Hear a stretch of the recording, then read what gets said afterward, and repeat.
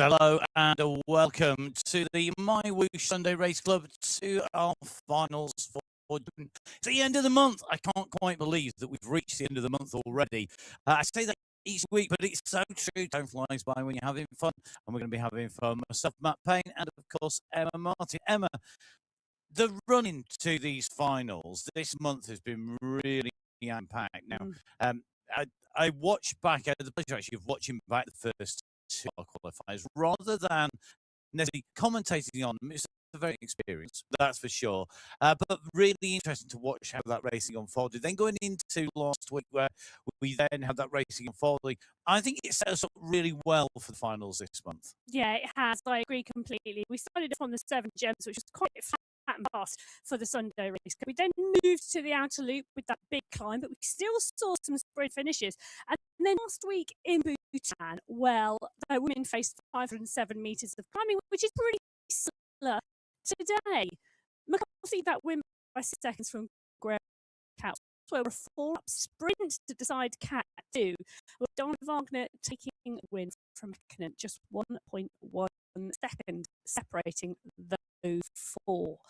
It could well go that way today, but it's a little different because the climb is at the finish. Yep, that run into finish, the last checkpoint for our riders before they get to the finishing line, 500 metres or so before. It's going to be very much a case, I think that may well be decisive and decided really by the overall race. I think that's going to be in there. And riders are going to have to keep pushing because it's on the end. This is teams competition week. So top 7 teams, as well as the usual prize fund, taking all the prizes today. And that means all the riders need to keep on pushing, even if they're rider 4 or 5 in their team, because you never know what's going to happen. It could be that the rider in front has an issue. It could be the Wi-Fi in the area goes down. The heat causes the cable to melt, whatever it is. Then that could well be what changes. And those riders in 4th and 5th also need pushing. Yeah, and let's just remember that team competition in itself changes the dynamic of the racing, because the teams, they've been working on their strategies, they've been working on their tactics, and they will execute today. Now, last month's final, we saw the smallest time gap in the team competition in category 3, just 14 seconds separated Riot 3A from Riot 3B.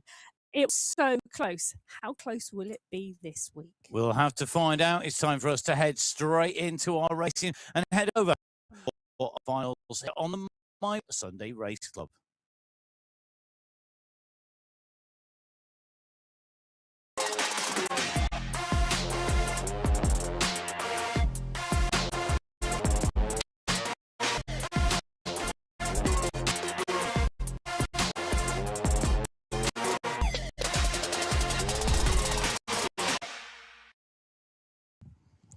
So welcome to Sunday Race Club, to our monthly race finals here. It is to the team competition that is going to be very, very much instrumental in how this plays out today. But our individuals racing for prizes in the top 10, the segment, as they go over that checkpoint at the end of the climbs and through the sprints with prizes as well. So what else to play for? We head into California, where the sun shines, the city is blue. There's ever so much for you to do. Almost rhymes, so that's almost like a Beach Boys song. Let's see who is going to be surfing their way to victory today here, because the 30 kilometres of racing. We have 3 sprints along the way, and all of those sprints concluded before we hit any of our categorised climbs. The 2 climb checkpoints coming in to the last third of the course. Don't this the bump on the way, though, on the run into the Area 52 sprint, and it really does affect the sprint, because you roll down off that bump into the sprints. The second of our sprints, you pick up a lot of speed, even though it's a headwind. Yes, it is a headwind into that second sprint, but the sprint competitions before start the main segments, but there is a long drag up to the Golden Gate today, and then into that final spring road climb, where for me, we're going to see groups go into that climb today, but we could well see solo winners at the top. Factory, make that climb can see on the map that long drag into the Golden Gate Sprint with lots of headwind sections indicated by that dark red on there. That's going to be really telling, isn't it? It is. There's a lot of headwind out there today. 23% headwind out on that course today. That's a lot. Yes, that's huge. It's horrible. I know. Mean. I just, Well, it is the Sunday race, Carl, but it is the monthly final. We're going to California. Tough, What more would you expect? Indeed, it's going to be tough out there on the course today. All 6 race categories in the women's race setting off, separated on the way through. And remember, as we go racing today, those riders competing in their teams. Let's take you through the riders who are going to be racing on our course today. We have today a total of 42 teams taking part, 6 teams in category 6, and the teams with 5 riders, with the volume of riders, the Cherry Pies, Cycling District 6 and the Cadence Crew, they have 5 riders. Kitty Hawk Racing have 4, Ruse in the Peloton and Velocity Vipers have 3. Yes, 32 riders out the 213 on the start sheet today in category 6. And for me, Cycle District 6, Ruse in the Pelo, Velocity Vipers 6 have both got 2 riders who have top 5'd this month. In category 5, 34 riders on the start sheets. And for me, this is so wide open in the team competition. Aeronova, Cycle District 5, Pedal Artists, I think will all be in there. But you can't discount the other FCC teams as well.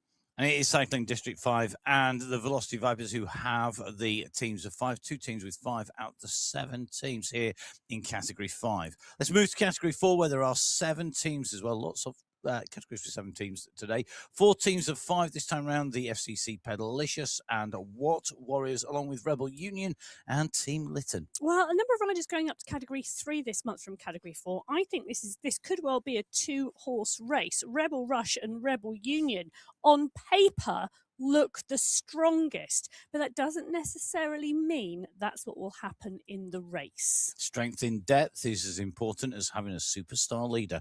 We'll find out who's going to be our stars in category 4 and of course in category 3. There were 7 teams in category 5, in 4 and in category 3 there are 7 teams, 3 teams of 5 this time around though. Bonk Brigade have 5 riders, as do both Riot squads, Riot 3A and 3B. Well, talking about Riot 3A, they took the win last week and they've been looking really strong this month as well. The FCC pedal pushers could give them a run from their money. Laura Vanempar has been racing absolutely superbly this month. It was the Riot 3B squad who took them to the line last month, should I say. It could be close again today. 8 teams in category 2 here today. Only 1 team of those, though, has 5 riders, and that is the FCC United Cadence squad, who have a habit of being right in the mix. Yeah, talking about being right in the mix, I think this is wide open in the team competition. It was the Velocity Vikings who took 2nd place to Core last month, but the Watt team of Soapers, Manshandi, Roach and Briggs are really on form. Hacken's also been riding well on the United Cadence crew. It's going to be interesting to see who is going to be heading up in 6, 5, 4, 3, 2 and 1 as well. 7 teams, no surprises there with our numbers. No teams of 5, though. 6 teams of 4, 1 team of 3. Our team with 3, Van Hewling, Shanks and Bjarhead on the FCC of Fem Cycle Club Chain Reaction squad. Yes. Now, this is Ablock International from the FCC and Dolphins from the Sweat Sensations today in Category 1. It's going to be a close battle. The lights go green in Category 6 and out of the pen go our first race today. The riders you can see wide across the road coming out of that start pen. They're going to swing out onto the course. They are already up to speed at 32 kilometers an hour. It is a fairly flat start, which you can see on the top right-hand corner of the screen. The pack, well, they are rolling at that yellow line. The gradient, you can see it rolling out in front of them. It is indeed. And these riders at the moment heading out from the start. Let's bring you the headline news from last week's winners. In terms of the sprint competition, Bridget Bremner took away the win, 8 points to the clear, 2 points ahead of Angelica Limbaga. We've got our KOM winner, but guess who? Bridget Bremner. And of course, we had a win for Bridget Bremner as well. Adriana Parker on our screens, one of our real regular riders with a view into the pain cave, tapping out the rhythm here, nicely tucked into this group, currently in 14th position. She spins her legs through. We're going to see what she does here today when we get on to those final slopes. Will she be in 14th? Will she be higher? We will have to see. Just in with Mel Scriven, one of our regular riders. Thank you very much, Mel, for your comments on the new podcast that you added to the videos for us. Much appreciated. And everybody who likes, subscribes, or interacts is going to be helping us spread the word that the Sunday Race Club and Racing on MyWhoosh is where you should be. Well, Mel Scriven right in the middle of this pack at the moment, racing on MyWhoosh through Toon City. This is one of my favourite places, Mel. Smile. You've got rabbits cheering you on. I think Matt just couldn't quite believe I said that. But you do indeed have rabbits and cartoon characters. And I just love the way California moves between worlds and between, well, the graphics are just fabulous. But for me, that's what I like. Jacqueline Almeida, she's on the screen at the moment. She's a rider who could go really well today. She has been riding strongly in the Category 6 bunch. They are moving as they head out now onto the course. And this pack, wide across the road, everybody looking at each other. The tactics in Category 6, well, in all of the categories in the finals, always slightly different to the tactics during the month, where the team competition comes into play today. Don't forget, it's the 3 fastest riders from the team whose time is added together, and that plays out in the team competition. While playing out at the moment is the Category 5 pack. They are out of the pen. They are indeed out of the pen, and already seen a little bit of a push from Angelina Roa. Our sprint competition was a battle, and it was Roa who took away the win in that sprint competition. She had double the points of anybody else in the sprint competition last week, so very strong in that. She was also competing and battling in the climb competition, where she took 3rd place, 12 points to Roa, 15 to Kilbasa, but it was Kath Tonkinson who took the win with 17 points in the climb competition, but it was Kilbasa who took the win overall. And that was a case, Emma, where we saw the lead change in the last few hundred meters, because Kath Tomkinson, although she took the climb competition and was really strong at the climb line, the finals line, the finish line, was just that little bit different. Well, I'll tell you, Kath Tomkinson messaged me afterwards the show, and it was fabulous to see her right up there. She couldn't quite believe that she got the polka dot jersey, but absolutely all credit to her. Do you know, she's been racing really, really well. I think she could go well again today, but no pressure on Kath. Loads of pressure on Kath. Come on, you can do it again. No worries at all. You've done it once. What's wrong with you? In fact, here's Kath Tonkins. It's good to see you. Morning in the UK. Kath, one of our regular riders on the Sunday Race. So great shot into the pain cave. And I think this really, for me, illustrates, you've got the big screen there. You've got the fan rolling. You've got our riders pedaling away. The keyboard's flashing. You've got jerseys in the background. For me, this is, pick a typical pain cave. Well, and create this your would own be environment. Yeah. It is. It's absolutely fabulous. And Tomkinson right in the mix, and she's in the pack at the moment. They're rolling at 31 kilometres an hour, all still together. From Schultz to Heron, Braal to Geros de Silva, they are all in that group and rolling strongly. So Category 6 and Category 5 now out from the pens. That's a third of our race fields already on race route, making the way through Emma's favourite part of the California world, as she's said before. Just going past a number of those rainbow jerseys with the World Championship bands on there. Do you know 6 teams in the Category 5 have had riders in the top 5 this month? So there's strength and depth across those teams. Category 4, well, it's just 3 teams, because they are all concertinaed into the 2 squads of Rebel Rush and Rebel Union. The Rebel team's looking really strong as Category 4 head out the pen. We're in with Rosura Hagland at the moment, and she is in the mix.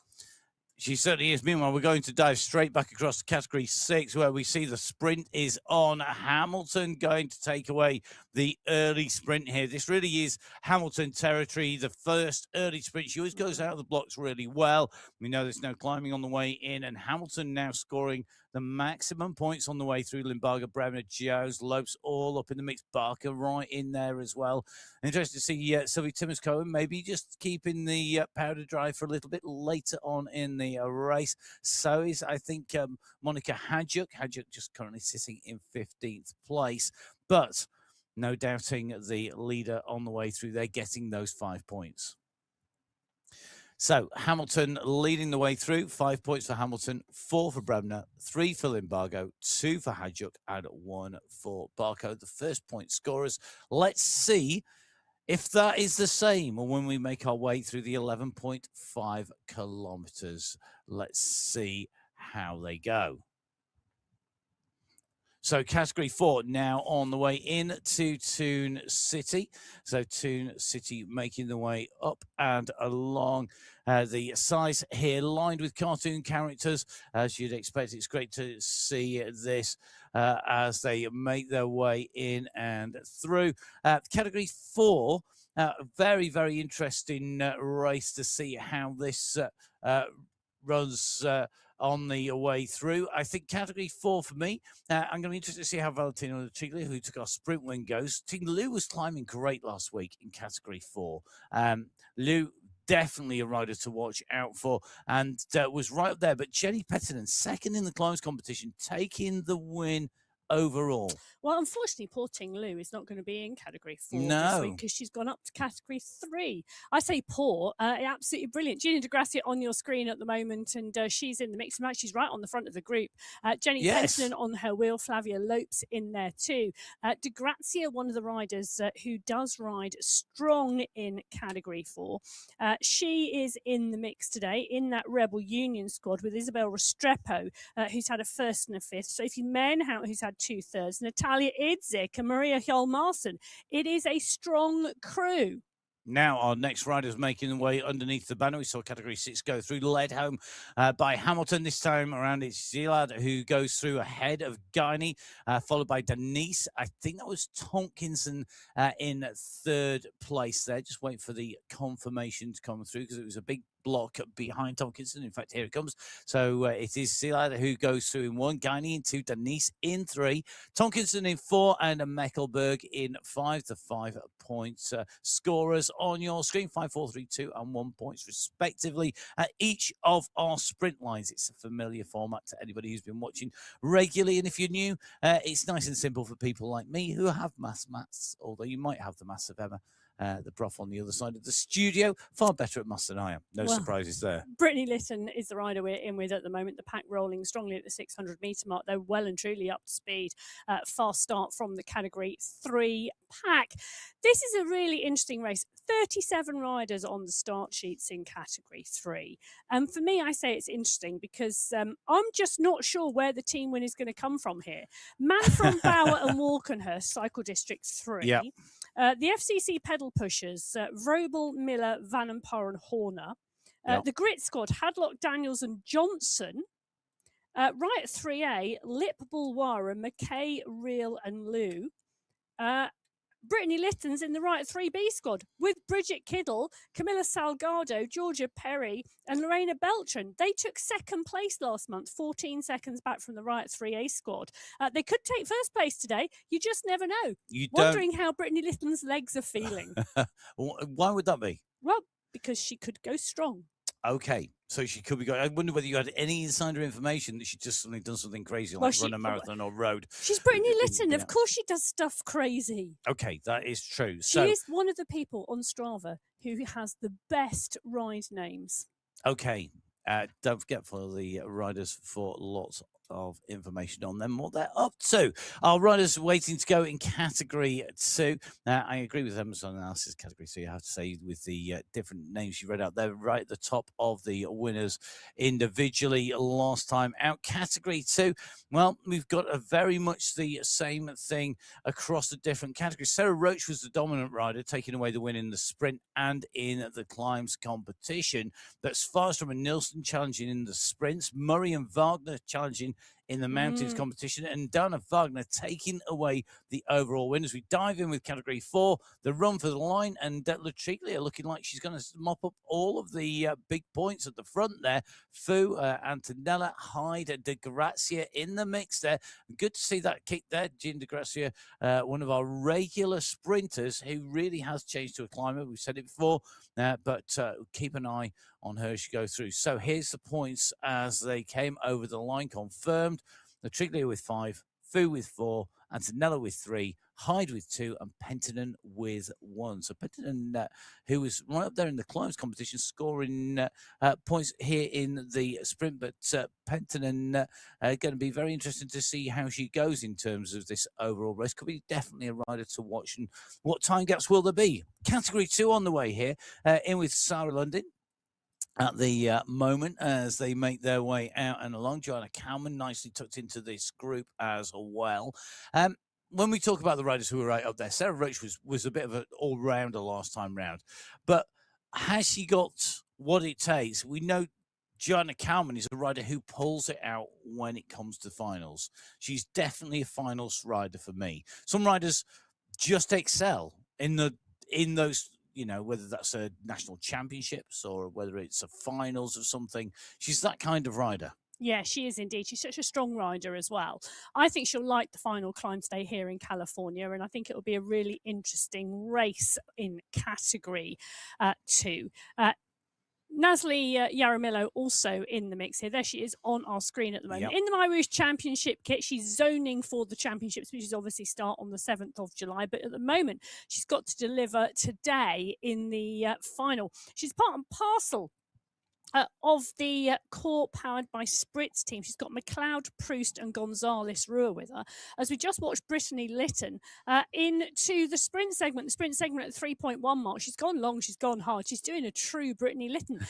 She really is. I absolutely love the commitment from Lytton. She does hold she does hold for me, should I say, the Brave Rider award. Yes, quite regularly. She's certainly flying there. That was definitely a brave move off the front, but it's rewarded. And sometimes fortune favours the brave. Lytton clear at the front there. The battle behind the bun fight for the honours and getting the points behind, going to Edquist with 4 points, Bauer with 3, Daniels with 2, and Embring with 1. But Lytton top of the tree in category 3, making a way round. Currently leading the sprint competition, but plenty more to go. Now, our last riders have left the pens whilst we just watch that unfold in terms of the sprint, and out from the pens have come category 1, the elite riders. So category 6, our standard category, stepping up all the way to category 1. Last week, as Emma said, Kate McCarthy taking that race win from Gabby Guerra and Francesca Tomasi at the top of the climb. The climbs competition going to McCarthy as well, but the sprints, very interesting sprint battle. Fua and Van Shaw tied on points. Guerra and McCarthy close by. Huling and Tomasi and Gallegos all scoring points as well in the sprint competition. And the teams last week, it was the endorphins from the Sweat Sensations from our Block International from Fem Cycle Collab. And I think in category 1, in some ways, the category 1 race, the team competition through the week in, week out, can be very similar to our finals. It can indeed, but I'm just going to pause there and say congratulations to Heather Shanks, who took the Scottish National Masters title yesterday. National Champs Big jersey reveal, there. National Champs jersey. Congratulations. Absolutely brilliant. Over the moon for you, Heather.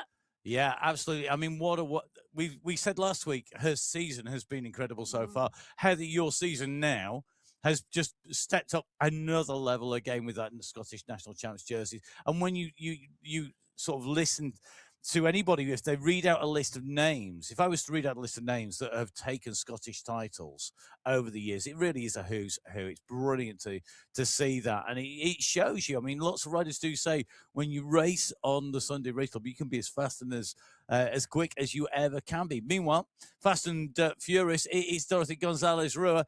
Business as usual for our rider coming in over the line, leading the sprint in there. Gonzalez Rua, you can just see in, sat down, relaxing as Roost and McLeod are out of the saddle, kicking down through those pedals as they make their way in through. And that's the difference between being at the front of the pack and in the main body of it. Well, there's also a difference between being at the front of the pack and in the middle, is the fact that even if you're in the middle of the group, you've got to stay with the group in the sprint. So you have to lift, you have to push up to zone 5 to stay in that group because of the speed and pace it's travelling at. So Gonzalez taking 5 points, Marb taking 4, Todd taking 3, London taking 2, and Svardström taking 1. But I can tell you the Category 3 pack are rolling quicker to that point than the Category 2 pack. Well, at least Brittany Lytton is. Yes. I was just taking a quick fly through the list. 34 riders together in Category 2 as they hit that point. 34 riders together in Category 3 as well. 37 in Category 4, 32 in Category 5, and 27 in Category 6. Category 1, your select group on the screens at the moment. We're just in with Catherine Fuhr at the moment, who took that sprint win by dint of taking the sprints. And when it comes down to a time, we saw that last week, it comes down to who takes the first sprint. So downtown sprint, the LA sprint here today, really critical because you need to score well in sprint 1 just in case there's a tie in terms of points later in the day. Yeah, that is very true. And Gabby Guerra on our screen, the image very focused. She is a look of concentration on her face as she's part and parcel of that group. Fuel going on board already. Yes, and wearing mitts today. Yeah, maybe that's because there's a lot of fans. I always wear mitts when I've got the fan blowing, when I've got the air conditioning on, or even in the winter, because my hands get cold with the fan. Okay. Might be a different reason. Might be because, I mean, she likes to wear a fan. Well, I like to wear mitts when I'm riding, and to be honest, I do wear mitts quite often if I'm sat on a turbo trainer as well, particularly if I'm doing a long ride or doing something that requires a lot of effort. We're going to see if that's going to be the case today from Guerra.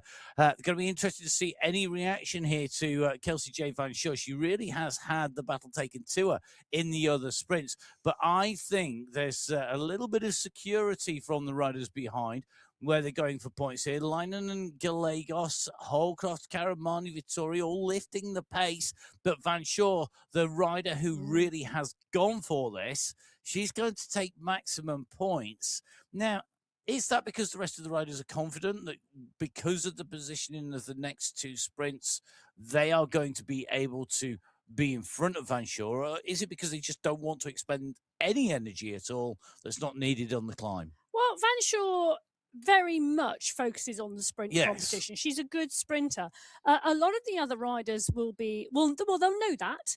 They'll know that Van Schuss will go up and go out for the sprint competition. There's a strategic decision will be made within the teams as to whether they're going to focus on the sprint competition or not, and as to whether one of their riders is going to contend it. Van Schuss will probably not be there at the end of this race, and a lot of the other teams will be focusing on the time to the finish line in Category 1, because the competition is so strong between Ablock International, the FCC Endorphins, and the Sweat Sensations. Those 3 teams are so dominant and so strong. It's strategic hairlines that separate what tactics they put in play and how that plays out, and who takes the win and who takes second. And they will be thinking about that. And the sprint competition is probably not part of it. Yeah, I think I agree. It's razor tight, margins between the teams, and every watt potentially that's expended early is a watt that's not available later. Yes. And it can be decided by fractions of a second, and it's not so much, I think, that it shows that necessarily with the times gaps at the finish. It's whether you're able to stay in a wheel or not can be the one what could make the difference of staying in the wheel. And then once you've lost the wheel, you're in trouble. Now, good to see Monica Hadjuk here. Monica has been really improving. Monica Hadjuk, I'm very impressed with the way she's been riding lately. The Category 6 rider, as we see them coming down to the Area 52 sprint. Yes, Hadjuk pushing on, but it's Hamilton out front. Bremner now giving chase. Bridget Bremner is absolutely going for this. I think she's watching Jessica Hamilton and thinking, I could run onto the back of the wheel and maybe start to split this group, because Bremner is going to be strategic. The Roos in the Pello are going to be looking for that team win. They took the team win last month. Bremner's had a first and a third. Jones has had a second and a fifth. Emily Mabbin is in there as well today. They were so far clear of the Velocity Vipers last month that they'll have a plan as to how to execute it today. But at that sprint, Hamilton takes 5 points, Bremner takes 4, Hadjuk takes 3, Almeida 2, and Gavaria Areas 1. The category 6 pack down to 15 riders. The bump in the road split the group.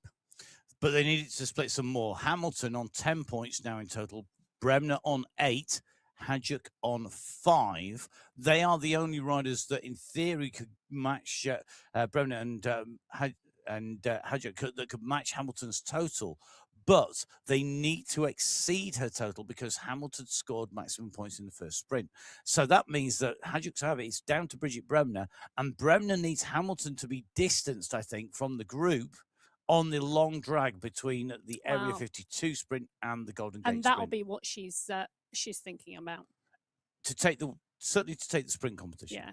Let's take a little bit of a look at category 5, just coming around this left-hand turn here. They're about to hit that last steeper. It's downhill now. It's 2.6%, but it steepens as we hit the drop down into the sprint proper.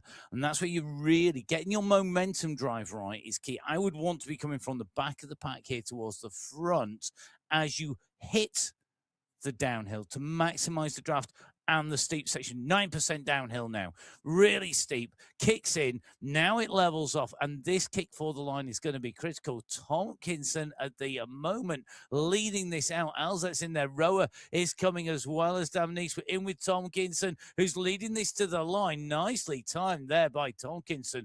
That is a controlled sprint. Well, it was a great lift of cadence, actually. She lifted her cadence to over 100 revolutions per minute, and it really made a difference. And there are many ways you can do this, but I tell you something, she got pipped on the line, literally by Angelina Roja. Look how close that was. It didn't look like that on the screen. Well, the computer has the details.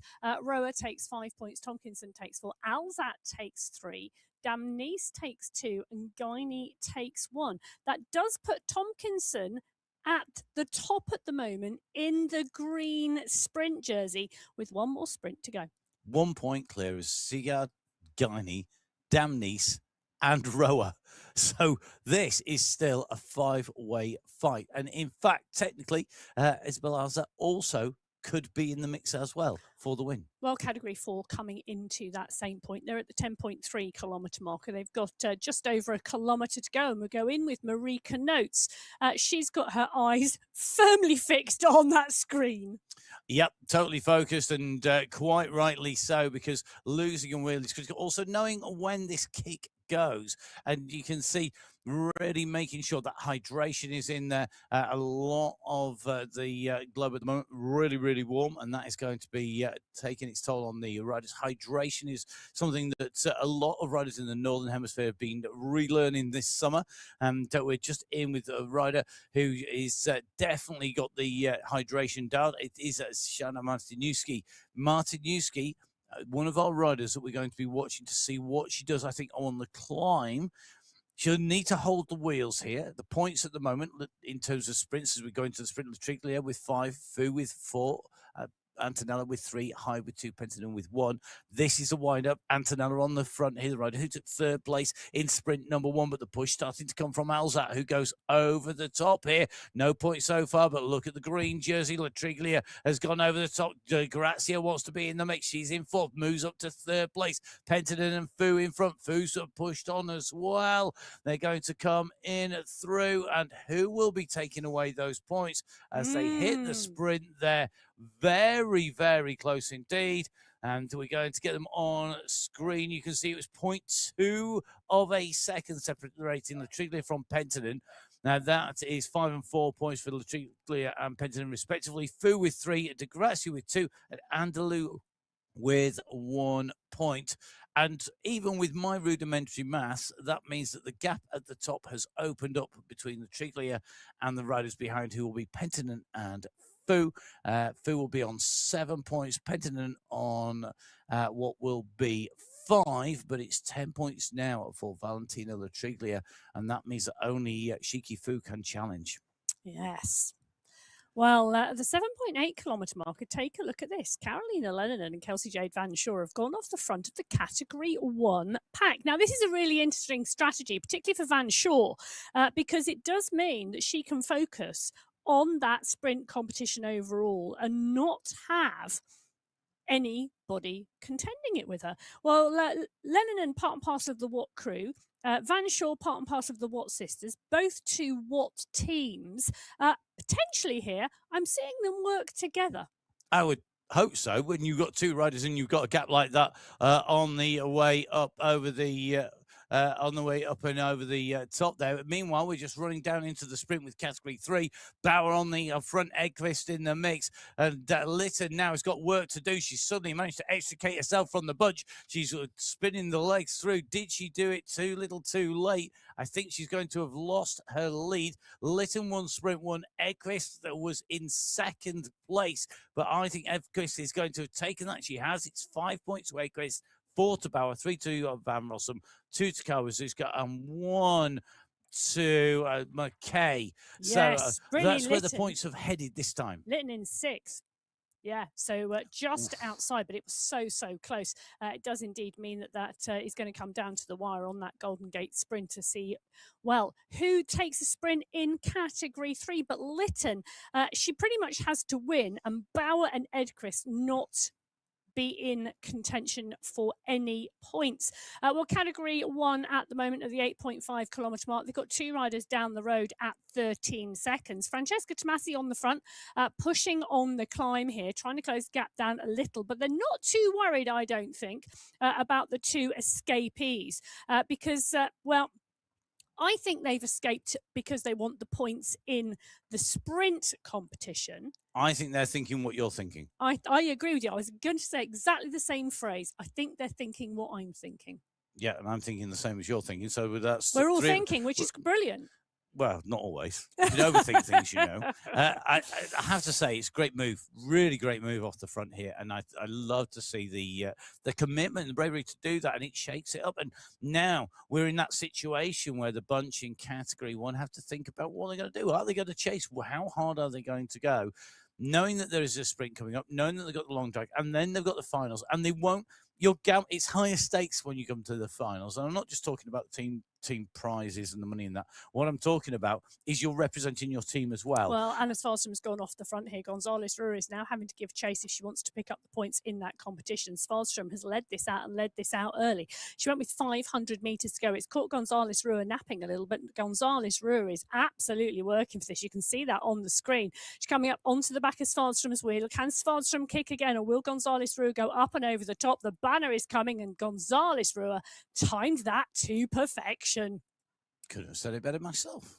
Yeah. The absolute superb timing. Svalstrom made her work for that. She did, and I think Anna Svalstrom versus Gonzalez Ruhr is one of those battles that you see time and time again. At the moment, Gonzalez Ruhr coming out on top, taking the win in sprint number 1, taking the win in sprint number 2. Is going to be untouchable at the top of the standings. I think she's got this one now. I don't think anybody else is going to be able to challenge. We're going to just see the points added in just to double check that. Oh, it's going to be close. So Gonzalez Ruhr has got 10 points now in total. Emma Todd has 6 points in total. So Todd, if Todd were to win and Gonzalez Ruhr was not to score any points at all in the next sprint, then Todd could take it. But that is the only scenario in which Gonzalez Ruhr loses the sprint win here in the finals in June. Yes. Well, on the left-hand side of your screen, the Category 1 pack are rolling. Well, the 2 out front, the gap's still 13 seconds, so it is holding at that point. Van Heuling now coming to the front of the pack with Karamani and Holdcroft behind. Mayer and Hermansen are in there as well. But Van Shaw and Lennon are 1 kilometre now out from the Area 52 sprint. And These are 1 and 2 in our sprint overall at the moment, Emma. So is Leinen going because you can't let Van Shaw go? Is Van Shaw gone with her because Leinen has gone? They can't let each other go because they've got 5 and 4 points for Van Shaw and Leinen. I think they want to wrap up the sprint competition between them. It's going to be interesting to see Between what them, happens. or not let the lead go? No, I think it's about not letting the lead go. Both of them putting strong points on the board. They're both going to get a 5 or a 4. They're both going to get strong points. They're part and parcel of the Watt teams, even though they're on separate squads. So this is a combined effort here to ensure that nobody else picks up the maximum points. Lennon is taking it out to Van Shaw, though, and Carolina Lennon is leading this out. And look at Van Shaw go, though. 14 watts per kilo onto the back wheel of Lennon, who's doing 12. They're going to swing around the corner, and I think Van Shaw's going to take this because of the higher. Well, yeah, it was close, I tell you. It really, really was. But as you can see, Van Shaw did take that ahead of Lennon, but wow, right to the wire as the pack just rolls through behind. They're not interested in the sprint competition. The two out front, however, are. And what do the two out front do now? Because we're going to go on to the climb. You've got Lennon, who has got a total of 9 points, according to my screen. So I think that's incorrect. I think it's going to be a total of 8 points. Van Shaw is going to be on 10 points by my maths. So I'm going to go with maths for a change.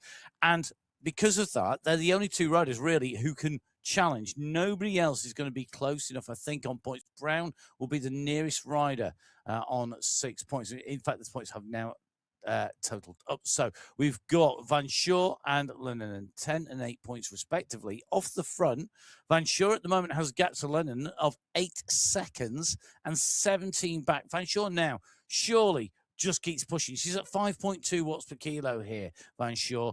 This is an effort to go clear and solo up this climb, I think, this long drag to the next line, but it's a long way. It's 11 kilometers from sprint number 2 to sprint number 3. It is, it's 11 kilometers, isn't it? So, yes. Yeah, it is a long way. You are quite correct. So the gap between Van Shaw, now 15 seconds back to Lennon. Lennon has gone back to the group, basically. Yeah, but also taking that recovery at that point. Well, this is two very different tactics, and yet Van Shaw and Lennon are the only people in here. And this is, with the bunch, not quite freewheeling, but I mean, they are a pretty pedestrian pacing category 1. They're not closing this gap down particularly. They're not, but then it's a deliberate choice, isn't it? Patio's come to the front of the pack. They're sitting at 3 watts per kilo. Van Shaw is out. They're very, very happy with this situation in the race. Just take a little look at the course records across the 6 categories. 58.17, Kate McCarthy in category 1. Not much slower than Elsa Haag in category 2, who holds that category 2 course record. But you can take a look and see most of them were set in March this year. But category 5 and category 6, well, a little bit. Category 5 is closer today. Category 6, well, that's a 2025 time. It is. And I think that's so. It really is interesting. Most of these set back in 2025. You've got category 5 there, Natalia Andalou, who has shown that consistency. 12th of the 4th, 2026. Very consistent rider. Very, very consistent rider right up there. And very familiar names. Now, sub 1 hour for McCarthy. Is it doable? Let's get Emma's opinion on this. Today, with the pace that we've seen from category 1 bunch, I would say that record is going to stand. It's not going to be challenged. I think it should still be close to it. It may well not be challenged. But what do you call close? Well, I still think it should probably be within a minute of it. Okay. Yeah. Still sub 1 hour. Yeah, still sub 1 hour. The date that was set, the 30th of the 3rd, March finals. Yeah. But I always think category 1 is a really interesting race to watch. You always assume they're going to be the fastest riders. They often are by the time they get to the finish line, but that doesn't mean they're the fastest riders at the halfway part. Well, look at the numbers, 2.6, 3 watts per kilo. That's not the category 1 racing. That's the category 1 riding. And the only racing that's going on is the being smart and conserving energy that's a race tactic. Category 1, left-hand side of your screen. Category 6, right-hand side of your screen. Some very tactical KG riding in all of our race categories. And we can see that Category 2, Category 5 also on our screens now. Very much big bunches all the way across the road. Nobody's strung out here. This could be lots of long races here today with very few people taking up the mantle and chasing. Let's see how these riders are going to go on. Emma, just in terms of what we're seeing this steady racing at the moment. We're going to see a pickup when we come to the climb. Where's the trigger point? So cat and mouse, isn't it? It is. Really Where's is. the trigger point for you? For me, it's when we go over the Golden Gate sprint and very quickly into our Hawk Hills climb. Well, it's interesting, isn't it? I would agree. Technically, normally I would probably say the Golden Gate sprint, just keep your eyes peeled for riders going through the sprint and then attacking. But it's straight into a banging headwind today. So that may well stop some of those attacks and riders thinking, actually, I need to stay in the bunch before they get to the base of the climb. So rather than an attack at the sprint segment, I think it's going to be on the Hawk Hills climb where we start to see the riders push. We've still got a lot of headwind out there on that climb. So technically, I think we're still going to see a group today come into the base of the Spring Road climb, because the sensible rider out there will be conserving as much energy as possible, and they'll have looked at the wind direction and they'll factor that in to their decision making. Okay, just taking a look in Category 6. They're just on their way to the climb on that sort of run up that takes you in. 22.5k is where the sprint is. We're in with Susanna Lowe. So I'm just looking to see if Hamilton is in the mix here. Remember, in terms of the sprints competition, Hamilton is up there. Lopes, I think, is going to be pushing for the climb. Nicely tucked in this group and working really, really well. It's always good to get the look into the pain cave. So good to see Susanna. Bom dias to Susanna, who is one of our Portuguese riders here, mixing it up with Bremner on the front here. Timmins Cohen has been uncharacteristically quiet here as we make our way up through the group, just looking for Hamilton. She is around in the group, hovering at the back of the pack here, and you can see that green jersey is in attendance. So they haven't shed the sprint leader, and time really running out. You can see on the map at the top, we're fast approaching the Golden Gate Bridge, and the climbing has been done and dusted. Now, who is going to go? Are we going to see a speculative attack after the sprint? Are all our riders holding fire at the moment for that climb, knowing that Hamilton and potentially Bremner are the only riders who are going to be interested in contesting the sprint at Golden Gate sprint at 22.5k? Timmins Cohen, one of our riders who we know could be up there taking victory. Will it be her day today? Is Monica Hadjuk going to climb, as we know she can, up to the summit? Almeida nicely in this group as well, just tapping out that rhythm, staying in focus. Lopes at the moment pushing on the pedals as the pace has picked up. We're 1 kilometre out from that sprint line, and now Jones and Limbago just lift the pace on the front, forcing everybody to react. Timmins Cohen just drives on to the back there. 3.5 watts per kilo comes from Timmins Cohen, just lifts the pace back up again, doesn't want to let the gap go there, just holds it tight. You can see being very attentive here, not wanting to let the gaps go, knowing that we're getting closer and closer towards the climbing sections of this race. Big group, really a big group, it has to be said.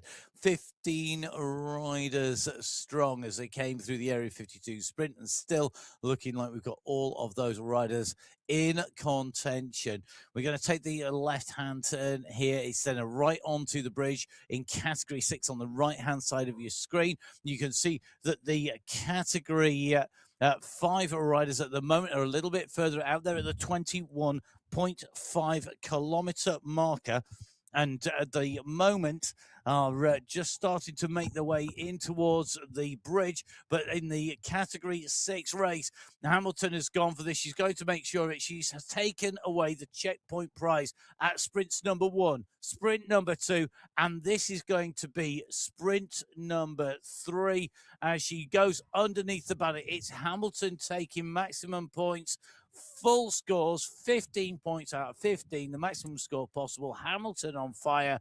She takes the overall sprint win as well. And that may well be job done for Hamilton. Well, she'll be so pleased with that, and it may well be job done. And what a great job she's done today to ensure that she picks up those points in the sprint competition and takes away the jersey. Jones in 4, Bremner with 3, Limbaga with 2, Narvaez, Holios with 1.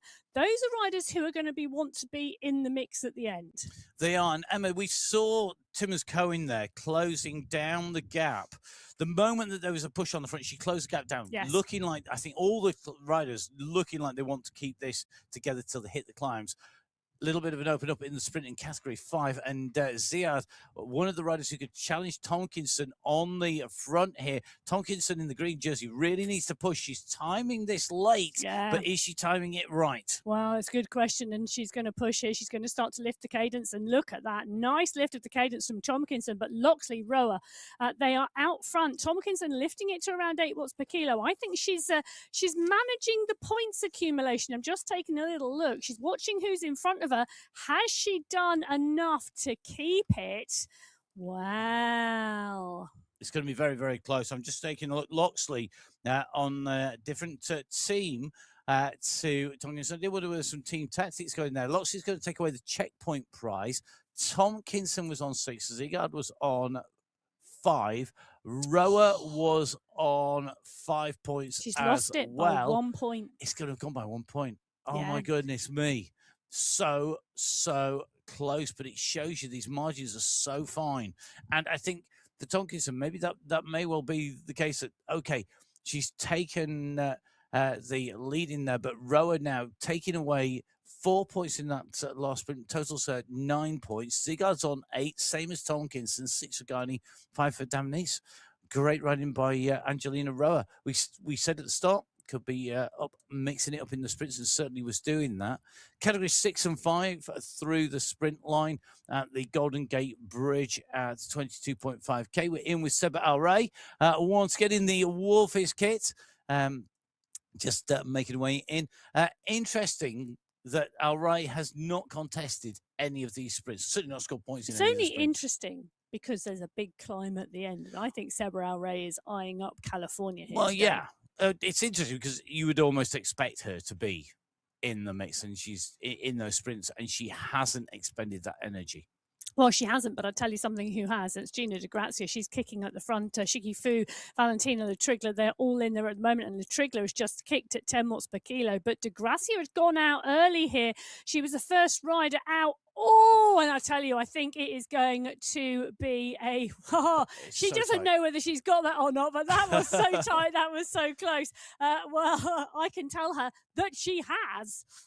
So, sprint checkpoint prize going to Gina Di Grazia. You can see at the top of our screen there, 5 points, and of course taking that sprint point checkpoint prize as well. Shiki Fu coming through, scoring 4 points. Good score. Took her up to 11. Latrigla doing enough. Yep, takes 3 points. That means she's on 13 points total to Fu's 11. Meanwhile, Jojo Bart clear on the front by 1 second from the sprint leader, Edquist. At the coming in, Bauer was 2 points behind Edquist. Edquist may not get this sprint checkpoint, but is she doing enough to hold on? I think she is. She's holding second place on the run to the line. Bauer's going to take the checkpoint prize. Edquist comes through in second place, and that means that when the points are totaled up, Edquist will stay 1 point clear of Bauer at the top of the standings. Yes, interesting move from Bauer from Cycle District 3 to pick up those points. Edquist doing enough, part and parcel of the Bonk Brigade crew. Picking up 4 points enables her to hold on to that sprint competition. Bauer ran her close though, but Edquist knew exactly what she needed to do, and second place was enough. Third place, well, and she might have lost it. I'm just watching the names as the green jersey slowly drops through this group as the names come past. Names like Johnson in there, and a lot of our riders who may well be challenging for the climbs position overall. Now, just dropping in with category 2. This is the last of our sprints coming up. Remember, category 6, 5, 4, and 3 have been rocketing their way in. Category 2 at the moment, a little bit further out. A situation in category 2, Gonzalez Rua leading with 10 points. Todd, 6 points, the only rider who can challenge. Todd needs to win, and Gonzalez Rueda needs to score no points for those positions to be in there. And I think now it's as much about holding position. Interesting, just got Kate McLeod on our screens as well. Kate McLeod is got teammates the fans. to Gonzalez Rueda. Indeed, and has got the fans, 2 big fans rolling there already. The doors are open as well in Europe, where the heat wave continues. It's certainly warm at the moment, but McLeod, I think, will not be challenging in terms of this sprint. She's just going to be keeping an eye on what everybody else is doing, and this is potentially Gonzalez Rueda's sprint overall to lose. We will have to see. Yeah, interesting that not too far behind, around a kilometre back, is Van Shaw. She's now 40, I'm going to say that again, seconds clear of the chase group in Category 1. They have just let her go. Well, Maria Marb and Sarah London on the front of the pack. Emma Todd is paying close attention here. She's in the mix for the points. Gonzalez Rueda now coming up, but Sarah London is going to take this. She's going to take the points. Gonzalez Rueda is watching her positioning. She should be in the mix in terms of scoring points, but Emma Todd was the one she had to keep an eye on, and I think Todd was out of that in terms of those sprint points this time round. And only a few meters before before she was coming in, and she was looking strong on the way in there. Todd takes away 4 points directly behind London. Gonzalez Rueda just matching Todd, but Gonzalez Rueda's move was late, but she knew she just literally needed to be in the point. So it does mean at the end of the sprints, Gonzalez Rueda taking the sprint competition overall, taking the win in downtown LA sprint and in the Area 52 sprint. She'll take both those checkpoint prizes and the overall. Sarah London taking away the checkpoint prize at the Golden Gate sprint. And it's not going to take the sharpest-eyed observer to note that Kelsey J. Van Shaw should take the sprint checkpoint She's here. just got to get the bike over the line. Yes, pretty much. The virtual bike has to go underneath the green sprint banner. 10 points so far, 3 checkpoints, and this is going to make it 3 out of 3. For me, I just want to know what's going through Kelsey J. Van Shaw's head at this moment in time. Is it now, well, do I keep pushing? Do I ride just at a tempo that I'm comfy at and see how far up the climb I go before I have to kick? Or do I go and see, do I really go hard at this? Well, if I was Van Shaw, I would absolutely go for this now. Let's not forget, Kelsey J. Van Shaw had a phenomenal Cape Epic this year. She's a rider on some seriously good form and one not to be underestimated. She's gone out to take the sprint competition. The group behind have said, yeah, okay, no problem. Off you go. Take the sprints. We don't mind. We're racing for the overall and the team competition. But she's not sat up. She's still doing 4.6 watts per kilo. I think this will be really, really interesting. But it is a decision for Van Shaw to make. If she's made the decision to commit, we'll see a very different type of race than if she's gone, no, my job is now done. But Van Shaw's part of those Watt sisters group. So Amelia Van Ho, Bridget Walensky, Amelia Veld, Kelsey J. Van Shaw, they've got the chance to. This is a nice time buffer. And even if Van Shaw were to be caught, which is not a given Van Shaw's pedigree, she's still got time in hand. She's already in front. Those times, it's huge. Yeah. It's absolutely huge. It's just shy of a minute. It's brilliant. It's absolutely fabulous to watch. So it's 55 seconds at the green arch. Van Shaw takes the 5 points. Mayer takes 4. Tomasi takes 3. Vittori takes 2. And Haag takes 1. Now, for me, Francesca Tomasi is going to be a rider to watch today. She's been riding really, really strongly. And this, for me, particularly in the final, is all about who has targeted the final. And when I say that, it's about, what have they done in terms of coming off of their training plan, coming off of the other racing, and how is it fitting in today? And if this is a specific focus, it's going to make a big difference.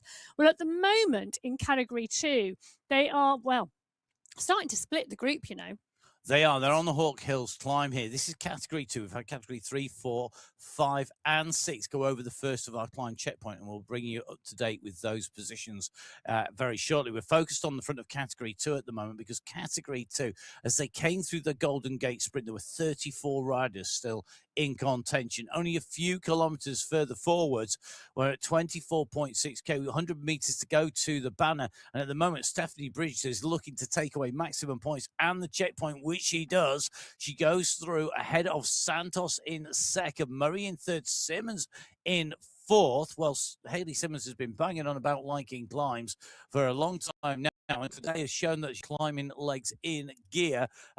Very much focused on that. Goes through, takes away 2 points.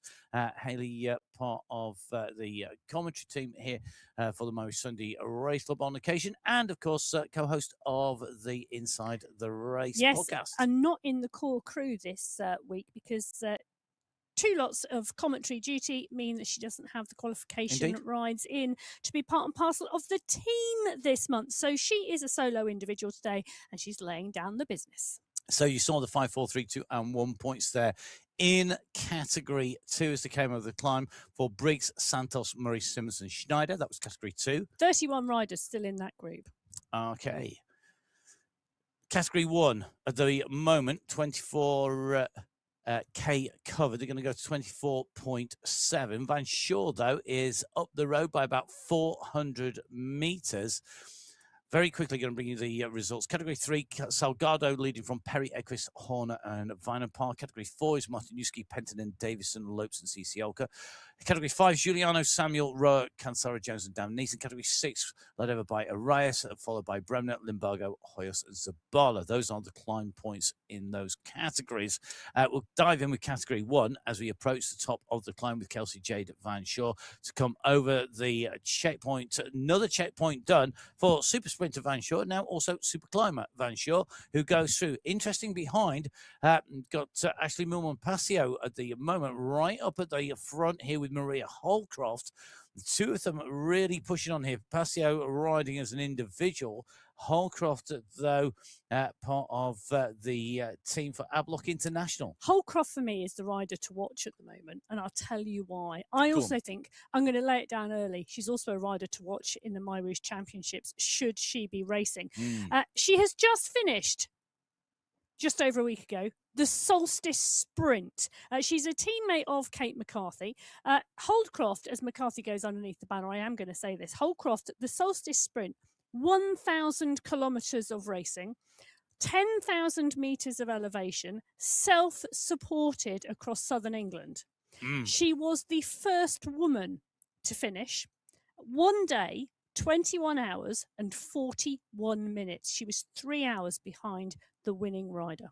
Told you but she was the first woman. What an absolute star. What an absolute effort. And I tell you something, she's going to be on fire on the MyWhoosh Champs. It's great preparation. Solstice, as I said in the show last week, definitely one of those things where the riders can use the extra daylight, and that was the case in Southern Britain, going across from, I think, if I remember right, it's east to west that they actually run in there as they follow the sun.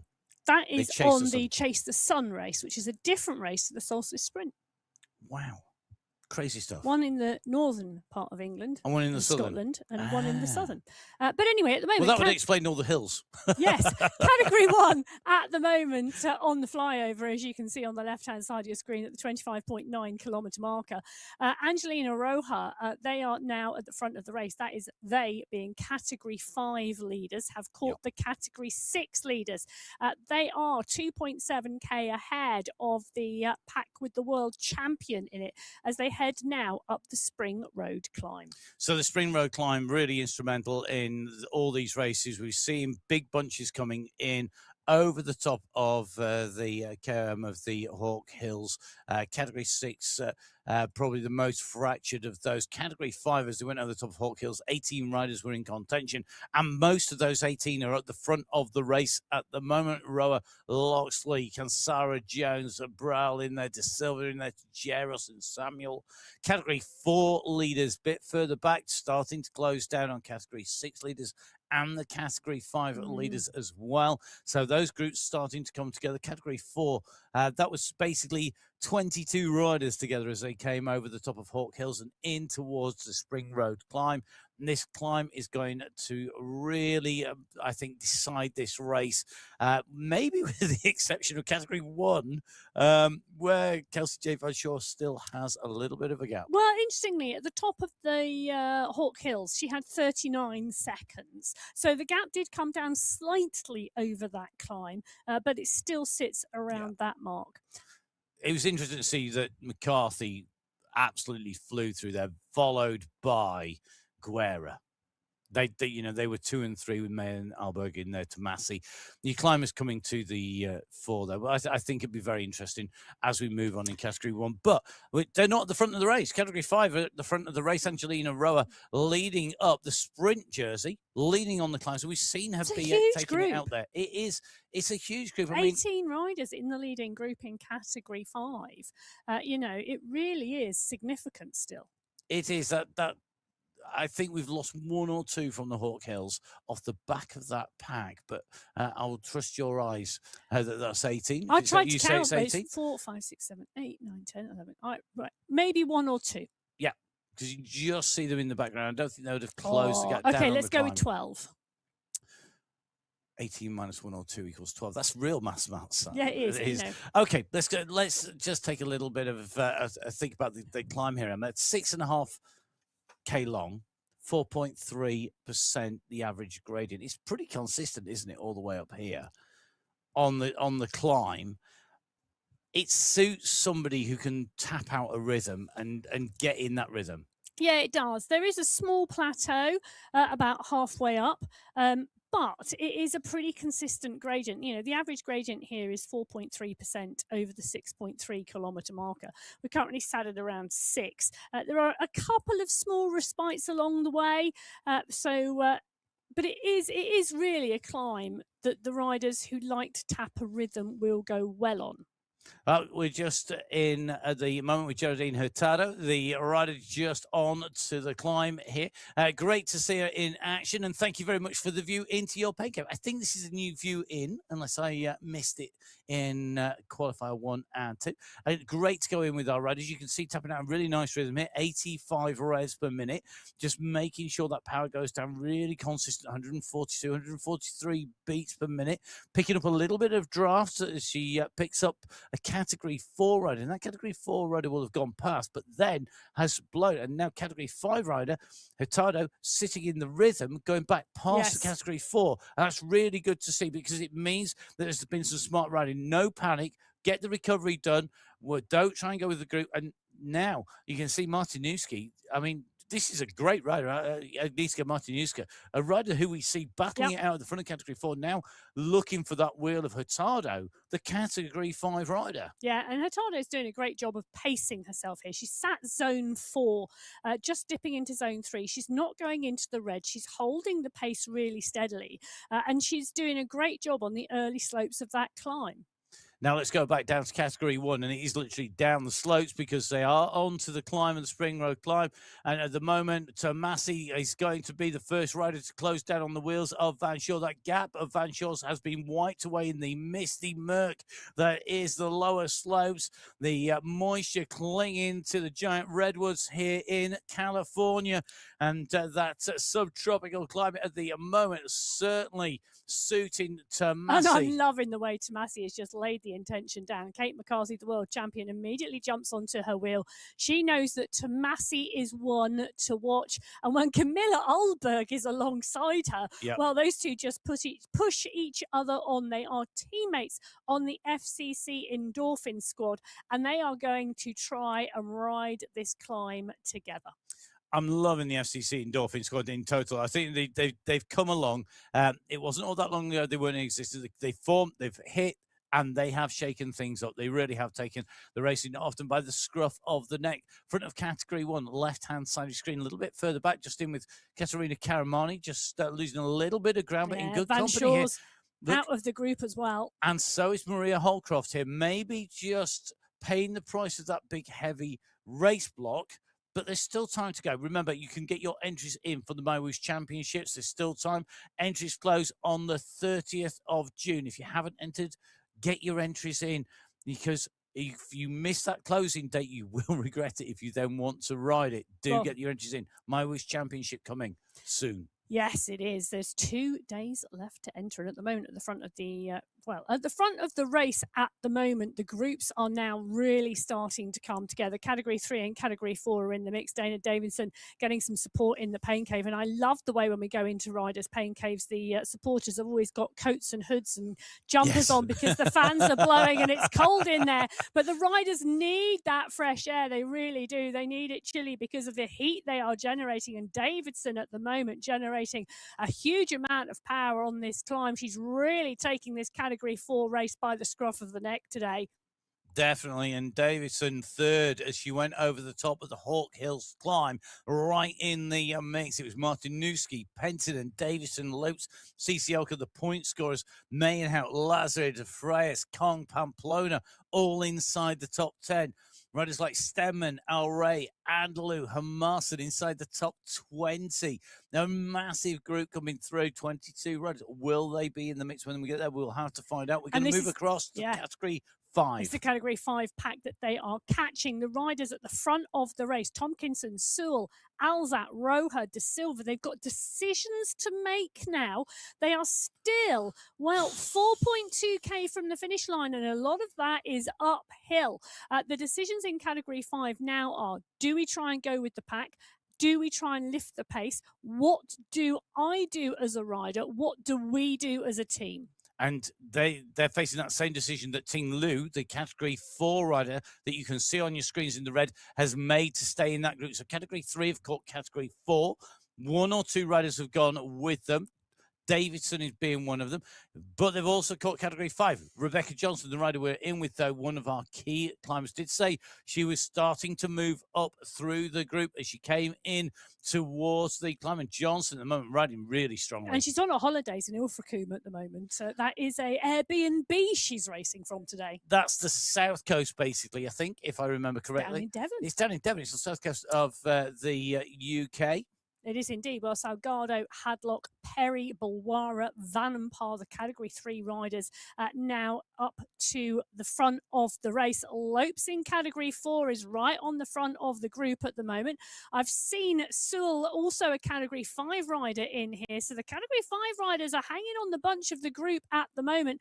Salgado, though, with Horner and Hadlock starting to pick up the pace at the front. And it's surely only a matter of time, because the draft effect, we're currently traveling on the flat sections. Yes, we're doing 29 kilometers an hour, but on the climbing sections, we're going down to 22, 23 kilometers an hour. The riders are only going to stay for so long. Salgado now kicks again. It goes onto the slope at 7%, right-hand side of your screen. That steeper little kick has meant that she's pushed on. The rest of Category 3 are going, and it does mean that the riders who are not in Category 3 starting to struggle with the pace, but a big pack of Category 3 riders, right-hand side of your screen. Left-hand side, we had Category 2, big group together, but it's not a big group now in Category 1 because the world champion, Kate McCarthy, and our twice silver medalist Gabby Guerra out of the saddle, kicking down hard here. The pair of them have broken clear. The chase coming from Tomasi, who's at 4 seconds, and Kolchinsky at 6. Well, and we go in with McCarthy and Guerra, both of them dancing on the pedals at the moment. McCarthy at the top, Guerra at the bottom. They're side by side. The avatars are literally representative of the two pictures on the screen at the moment. But McCarthy leading Guerra. They are locked together in battle as they hit the plateau. One of those flatter plateaus that give a moment of respite. Both riders sitting back down, dropping the pace, taking some recovery, lowering the heart rates. Francesca Tomasi at 2 seconds is the closest rider. Oh, can Tomasi join them? she can, but for how long? The flat sections to Massey is powered away across here. 74 revs per minute, just using that bigger gear there and that lower revs to just drive the momentum through. Now goes out of the saddle, kicks down, 73 revs per minute out of the saddle here, stamping down on the pedals, wanting to stay with Guerra, who's lifted the pace. She doesn't want the company. She doesn't want riders in the slipstream here. She knows this is a game of Oz. Keep it down. The determination onto Massey's face. You saw her grit her teeth there and really start to drive, but she can see Guerra and McCarthy at the moment just stretching open the gap. McCarthy now really driving. Look at the face of McCarthy. She's out of the saddle. She's sprinting at 83 revs per minute. She's doing well over 450 watts. Is this the moment that McCarthy can break Guerra? Guerra is not panicking. She's out of the saddle responding, but that is a look of focus, not a look of panic. She knows what she needs to do. McCarthy continues to drive. Guerra losing only 2 seconds at the moment. Can Guerra get back to Massey's waiting to catch? If Guerra doesn't make the junction to McCarthy and drifts backwards, but there's no sign of that at the moment. McCarthy on the front, Guerra not giving up on this chase. Tomasi is tapping her own rhythm in 3 at the moment. She's not playing the game of lift the pace and battle each other. She's holding a steady pace. Guerra, well, it's 2 seconds now to McCarthy. McCarthy keeps kicking. She keeps putting in a higher pace. She keeps lifting it from 6.3 to 8. It's going to do the damage because, tell you something, Kate McCarthy at 169 beats per minute, that's one of the highest heart rates I have ever seen from McCarthy. She is absolutely at her limit. I tell you, this is a big, big drive. 32 kilometers covered so far of the 35-kilometer race.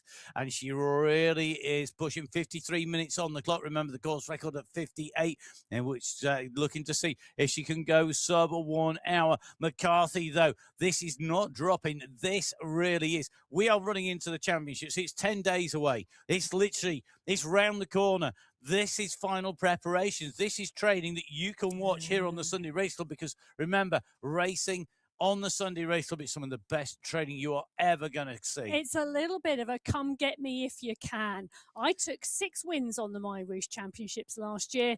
Try and stop me doing it again this year. Not a chance. Not a chance if it was anybody but the riders we have in Category 1. I don't think McCarthy's necessarily going to have it all her own way in the championship. I think it's going to be very interesting to see how that plays out.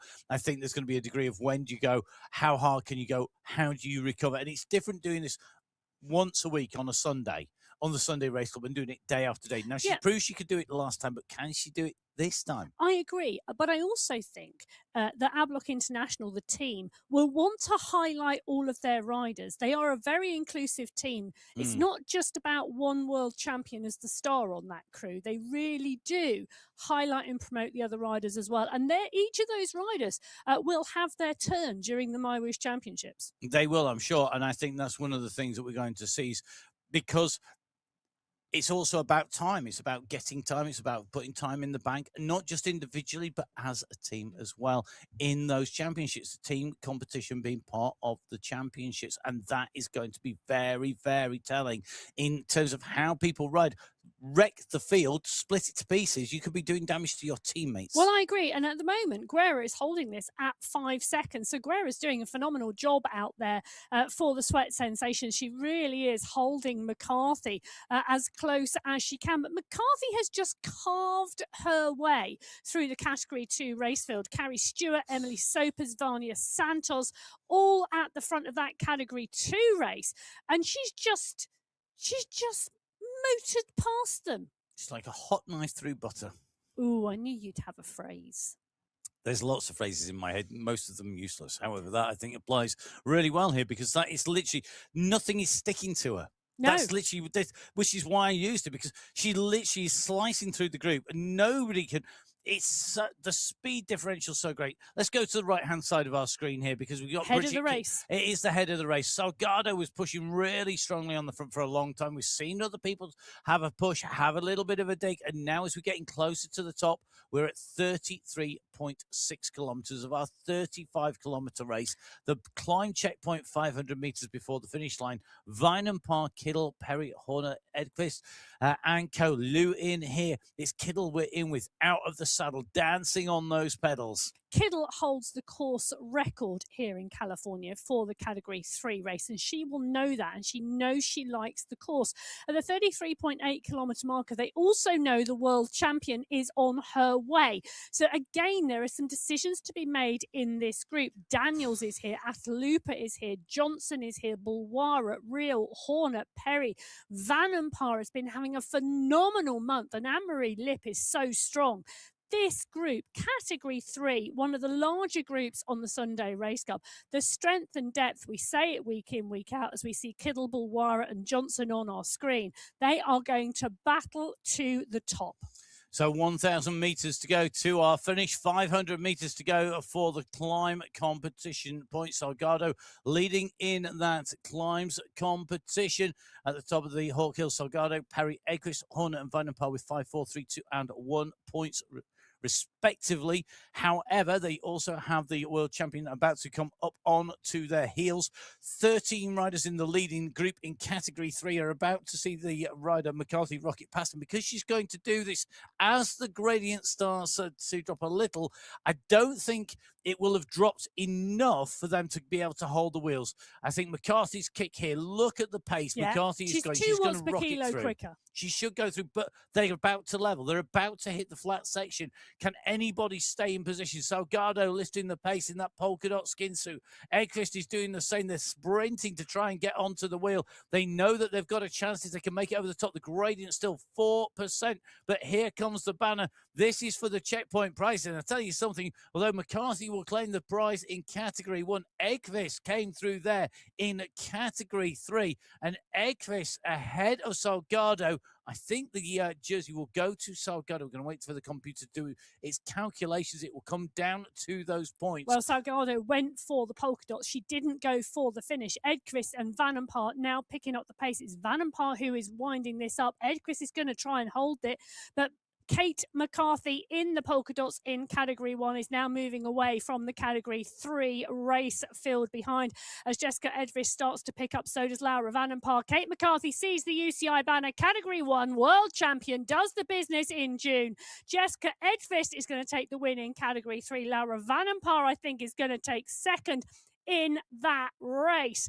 Oh, Gabby Guerra not far behind Kate McCarthy as the Category 2 riders. Well, they are behind Francesca Tomasi. That's going to be the 1, 2, 3 in Category 1. Banerjee, Proust, Field, Hakkinen. Banerjee's leading this out at the moment. Katie Banerjee's going to take the win in Category 2 from Tilly Field. Milane Proust, Hannah Hakkinen and Sarah Roach all in the mix as well. What a battle to the finish there in Category 2. Banerjee making her way over the top of the climb there, taking away the win. I think that's her second win on the Sunday race. 50 participations for Banerjee now, fast becoming one of our regular riders. A first win for Edquist. And Category 2, the core crew, 3 riders in, taking the win in the team competition. Well, Category 5 coming through and under, Brawl, Sewell, Damnice, Kuiper, all in the mix. 4 riders now in the final 400 metres of this race in Category 5. They are going to swing round and see the banner. They go through this gully at the moment with the rocks on either side. Linda Kuiper is the rider pushing on at the front. The polka dots, Magdalena Brawl, trying to stay on the wheel. Victoria Sewell and Damnice are all in the mix, but this is side by side. Brawl versus Kuiper at the moment. Brawl goes up and over the top. What has Kuiper got? Magdalena Brawl is backing off the pace early. Interesting move because the race is not over. Kuiper is coming at speed, and Kuiper, I think, is going to take her on the line. Magdalena Brawl thought she had it, but she didn't. Very, very close. You've got to keep pushing in to the end there. Kuiper ahead of Brawl and Sewell. And as they came in over the line, as we go back down onto the slopes to Category 6, Bridget Bremner. Well, we said Bremner was waiting and watching for the end. We thought that was for the sprint competition, maybe going to leave Hamilton on the long drag into the Hawk Hills. It didn't happen. Bremner was waiting for our big climb to the finish. And look at the time. Look at the time gap. 1:25. So nearly a minute and a half clear of everybody else. Bremner has put in the work. She's put in the effort. She's gone clear and got the gap. Yeah, she has indeed. Bridget Bremner on the left-hand side of your screen, Katerina Karamani, Rachel Brown, Kirsty Heather-Smith on the right-hand side of your screen as they come under for the places in the Category 1 race. Bremner now into the final 1,000 metres. So just saw the riders come through. Karamani and Brown in 15th and 16th place, immediately behind Kelsey J. Van Shaw. So Van Shaw's work for the Watt sisters means that she comes in just behind her teammates Van Hove and Filensky. They were 12th, 13th and 14th, Filensky, Van Hove and Van Shaw. Well, the team competition in Category 1 is so close. We'll talk about that when we talk about the results. But on the right-hand side of your screen, riders sprinting in, Marlene Biarhead, everybody wanting the seconds now because the seconds count in that competition. Bremner pushing on now into the final 700 metres of the race. She's going to hit the steadier slopes at the top as it flattens off onto the plateau. First of all, she'll go underneath that polka dot banner. Gavaria Areas, who is in polka dots, is 4 places behind her in 5th place. Almeida Zabala Jones and Gavaria Arias, those are the top 5 at the moment in the Category 6 race. Alma Mongeli in Category 4 is about to come up and over the line. But Bremner will now swing around. Now she's made it to the top of the Spring Road climb. Well, she's been doing a fabulous job in Category 6 and she's been getting stronger and stronger. She is a rider who is targeting the Masters Nationals as well, but the Australian ones. So Bremner puts on the polka dot skin suit as she's now got 500 metres to go. So Bridget Bremner clear from Jacqueline Almeida along with Zabala and Co. It's going to be a sprint from this group. I think it's about when people choose to go. 800 metres left for the chasers behind Bremner. Further 500 metres up the road into her last 300 metres here on our Sunday Race Club finals for June in our women's race. The women's race first, the men's race second. 6 categories in both the women's and 6 categories in the men's racing. And the riders competing for the team competition as well as the individual prizes. Don't forget, we'll be bringing you all of those race results. We will do indeed. As Bridget Bremner sights the UCI banner, she's going to take the win in Category 6 today. She's nearly a minute clear of the riders behind. Fabulous racing from Bremner. So Almeida, Gavaria, Arias et al. Are going to be battling it out for the places in that Category 6 race. But the overall results from the monthly final, well, Matt, you said 58.35 is the time today. It's 58.17 for McCarthy's course record. She was indeed within a minute of it. Does that mean I actually have to say you were correct? Exactly. You were correct. Thank you. That's okay. So just behind Gabby Guerra taking second place, 5.238 seconds behind Tomasi, 20 seconds down in third, Koisonen in fourth with Gallegos in 5th place. These are the results. We have our riders coming in and through in Category 1 and in Category 2. Banerjee, the 20th rider in terms of time over the line. And interesting to see 2 minutes 56 down on the race winner. To take the win in Shows Category 2. Great ride there for Category 2 winner.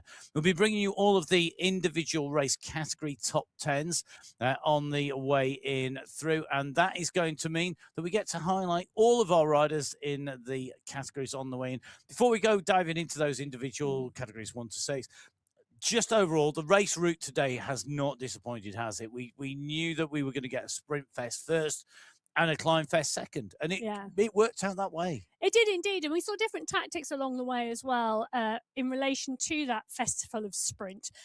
Some of the packs let the sprinters go, some of the packs were right on their heels. They didn't want gaps in the times in that competition. So it gave us a really interesting dynamic across the different categories today. It did, and I think the way that we have most of the riders, there were groups of about 20-ish, except for Category 6, coming into the climbs. I think that really did shake that up. I'm really looking forward to having a little bit of a watch back as well when we're not on commentary, just so that we can get it is a good way for us to take a look back at what's happened as well as for you. So I think we are going to be looking at this for a little while because it's really interesting final and what people were doing maybe a little bit further off the front of the race as well. Always great to do that dissection of what happened where and when. Before we dive in with our riders, just a quick reminder, you can get all of the results on MyWhoosh.com and they will be verified when they have that blue stamp of approval. That means that all of the verification has been done and they're official. You can get lots of details, lots of splits and more data than you ever, even Emma can't keep up with all of the data available on MyWhooshinfo.com. Make sure you go on there as well, log in with your MyWhoosh login, and make sure if you are online, don't forget to give MyWhoosh a follow at MyWhoosh on social media, on Instagram and on Facebook. It's at _whoosh on X. Whilst you're online, give at MyWhoosh Racing a follow as well. Now, let's dive in with our individual categories. Always look forward to this breakdown. This is where we get to see the individual riders. Now, Category 1, first of all, Arberg in 10th, coming through what was, it was a substantial gap that opened in a very short space of time on the way up. When you think the top of the gap between 10th and first place was all done really in that final climb, in those final 6.5 kilometers. Yeah, and Ashley Passio in there as well. Yeah. It was really, really great racing today. One of the things that's really interesting is look at the teams. Ablock International, Kate McCarthy over the line in one, then the Sweat Sensations, then the FCC Endorphins. So the three teams that we said were going to be in contention here, 1, 2, 3, placing riders strongly. But then the FCC Endorphins also placed 4th and 5th. The Sweat Sensations placed 6th and 7th. In the team competition, there were 14 seconds separating those two teams, and the win today goes to the Sweat Sensations, Gabby Guerra, putting in that gap that really, well, it served her team well. The FCC Endorphins coming in second, and Ablock International coming in third. Full results on MyWhoosh info and on the MyWhoosh.com website. Let's move to category 2. Katie Banerjee, what a ride by Banerjee. And look at the time on that one, 1 minute 32. We said when we're looking at the main results there, that was a great time. Yeah. Behind, there's very little time gaps in there, right the way in and through the sort of the top 5, if not the top 10. And Denton in 10th place on the way up there. Murray taking away the climb competition in there. But any one of these 10 riders, you wouldn't be surprised to take the win, but it was Banerjee who took it today. Yeah, she did indeed. And in the team competition, if we thought 14 seconds in category 1 was close, it was 2 seconds in category 2. The core squad taking it from the Watt team, but it was so close. Sylvia Greer leading that core squad home, and Manshandi leading the Watt team home. So congratulations to Tilly Field, to Sylvia Gilrea, Joanna Cameron, and Carrie Stewart for the core squad in category 2. Let's move to category 3, where we did, or Emma Sully predicted a riot, and you can see the volume of riot riders in the top 10 here. But Bont Brigade's Jessica Edquist, what a race by Edquist today. Yeah, it was brilliant. Absolutely brilliant. She was up there sprinting, she's up there climbing, taking away the overall win, and for Edquist, it's her first win on the Sunday Race Club, and it's in 21 races. I predict that she's going to be up there again very quickly indeed. I think that she really has now, I think, taken that step that will lead to her taking it again and again. Yeah, Laura Van Par really pushed on towards the end of that race to try and battle with Edquist, but Edquist had just got her timing to perfection. Anne-Marie Lipp, Barbara Bulwara, the 3A riders in 3rd and 4th. 3B, Bridget Kiddle with Georgia Perry in 3B, 5th and 6th. We said those two teams were 1 and 2 last month and that they were going to battle it out again this month. They did. 6 seconds separating those two teams, with it going to 3A, 3B in 2. Let's move to category 4, where we have, again, a real battle. Sophie Mayenhout taking away top spot here. So Mayenhout taking the win. She's taken 3 previously. She's just taken her 4th in 23 participations. Good strike rate, that, to take away the wins. Just ahead there of Flavia Lopez and Veronica Ciciel, who took away the polka dots. But in the team competition, really interesting, Emma. Yeah, it was indeed. Rebel Union, led by Mayenhout, coming through for the win. Isabel Restrepo in 7th place in that team, and 13th is the final counter, Gina De Gracia. FCC Pedalicious, well, they came through for 2nd place, finishing 8th, 10th, and 11th. So again, it is really all about those seconds. It is. The What Warriors were not far behind, were they? There was literally a minute in it, and they were 3rd, 17th, and 19th, with Alma Mongelli rounding out the counting riders in category 4. Category 5, another fantastic race, another fantastic battle. We saw Linda Kuiper come over the line. She's come through 4 participations. She had a 3rd place as her best previously, taking the win this time round. Yeah, Brawl just took a foot off the pedal too early. And you can see how early it was, because it was just, 0.04 of a second, the difference between Kuiper and Brawl. Everybody thought Brawl had it. Brawl thought Brawl had it. Kuiper just kept going over the line. The number of riders we've seen celebrate and lose because they think they've got the win. It happens not just on Cycling Esports, it happens out on the road as well. Victoria Sewell from the Aeronova crew coming through for 3rd. Great race against Antadam Nice and Angelina Roja. In the team competition, it was the pedal dancers, Roja in 5th place with that sprint jersey leading them home. Isabel Alza in 8th. Maria Wilhelm in 12th.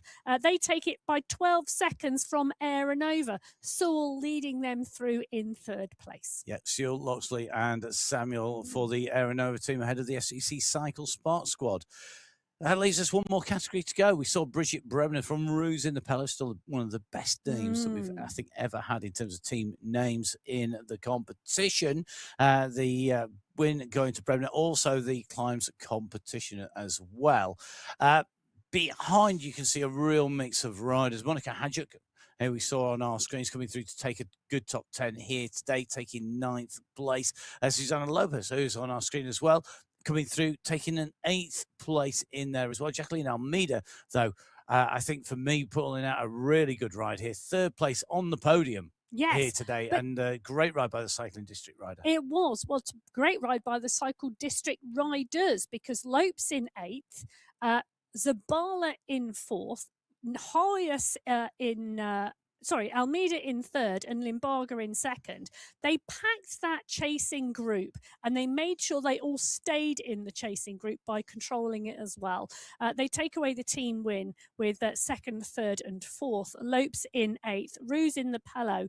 2nd place in that team competition, with Bremner leading them home. Jones in 6th and Mabin in 14th today. Great racing today in the women's race. We've got a men's race to come. We'll see whether that follows a similar pattern or not when we come in for that. Before we get there, though, a little few things that you need to be doing between now and then if you haven't already done them. First of all, make sure that you enter the MyWhoosh Championships. If you haven't done already, why not? We're going to be there. The whole of the production team is already geared up. We're all working hard to make sure that we can bring you as much coverage of that and get you as much insightful, entertaining information on the way through. So please do make sure, if you're riding, you get that entry in and get yourself prepared. If you are going to be watching, make sure you hit subscribe, whether you're watching on Twitch TV or on YouTube, so you get notified when we go live, not just for the Sunday Race Club, but also for the MyWhoosh Championships. It is the event of the year, if not the decade. It is our favourite race of the year, pretty much bar none, because Emma, as she will say, What do you love? I love a stage race, but I also love the community that it develops as well. And if you want to be part of that community, if you want to take a week where you can train and join that community, do come and join us. So whilst you're online, make sure you give MyWhoosh a follow. It's at MyWhoosh on Instagram. You can follow Emma online. If you want an insight into the weird world of Emma Martin, it's at biking_Emma. You can follow me for an even weirder world at Matt Fixer Payne. Don't forget Emma, myself, and Hayley Simmons as well. First of all, preview shows on at Inside the Race podcast. It's at MyWhoosh Racing for Instagram to follow that. But do give it a listen, give it a watch if you like it. Let us know if you don't like it. Let us know why not. Well, you never know, we might change it. Might not. But we'd love you to be there as well. Every interaction helps. And we're just wanting to bring you even more MyWhoosh goodness and MyWhoosh riders competing in that MyWhoosh Championships. And we'll be continuing after that with the Sunday Race Club. So please, guys, jump on board, follow MyWhoosh, get on board, download the app on iOS, on Android, or on Windows. In the break, Emma and I are not jumping on board MyWhoosh. It's going to be honey, lemon, and coffee, not necessarily in that order for us.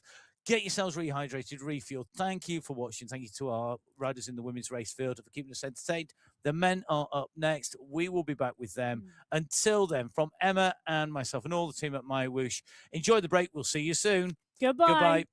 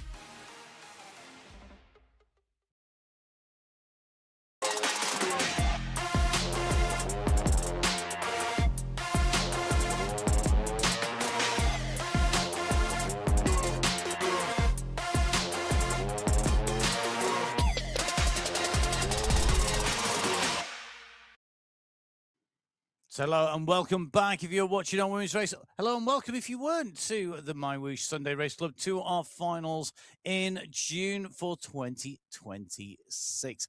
Halfway through the year, and we have an absolutely thrilling race in store for you. If our women's race is any indication to go by, Emma Martin and myself, Matt Payne, putting words to the action in both. And Emma, the race we've just seen in the women's race was an absolute barnstorm, really interesting. A race of two parts, really. Yes, it was really, because the women were in California, the same route and world as the men, but the men's race is longer.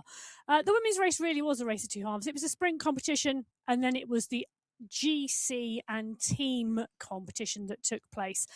In the men's, I think, well, it could be a little bit different because the course, which we're going to go into in a bit more detail, is a little bit more mixed up. It is a little bit more mixed up. There's a little bit more changes in there. So I think it'll be very interesting to see how it plays out. It will be different. It's a long run from the last big climb to the climb finish. But the finish on the race route today, it is an uphill finish. I'm not going to say it's a mountaintop finish because it's 200 meters of elevation effectively to get to that summit. But I still think you're going to have to be able to climb as well as be able to sprint. You're going to need a bit of everything, I think, at that finish, because if you are in a little group, that final kick could be critical. When we talk about this being the finals today, the team competition comes into play, but we also have a lot of riders with one eye on 10 days' time with the MyWhoosh Championships coming up. A lot of people already having entered. Yes. A lot of people having already entered. Huge it. men's And if field, you've isn't not, there are nearly 800 entries so far in the men's race. Now, I know not all 800 will take to the start line, but it just shows you the commitment and appeal of the MyWhoosh Championships. The women's at nearly 300 now, so 2 more days to enter if you want to be in that community. Last week, Matt, we were in Bhutan in the men's race with 1,018 metres of climbing. The final is not quite that, 841, so a little less elevation today. Jason Osborne had 17 seconds on Ollie Jones last week, but elsewhere it was even closer with just 6 seconds separating the top 5 in category 2. Harvard Glednes took the win there from Jan Yazbek. Well, I think even though there's a lot of climbing today, we shouldn't assume we're going to see 6 solo winners. Well, let's see what's coming up. We're going to be bringing you as much of the race action as we can here on the MyWhoosh Sunday Race Club. Let's head into our finals for June here on MyWhoosh.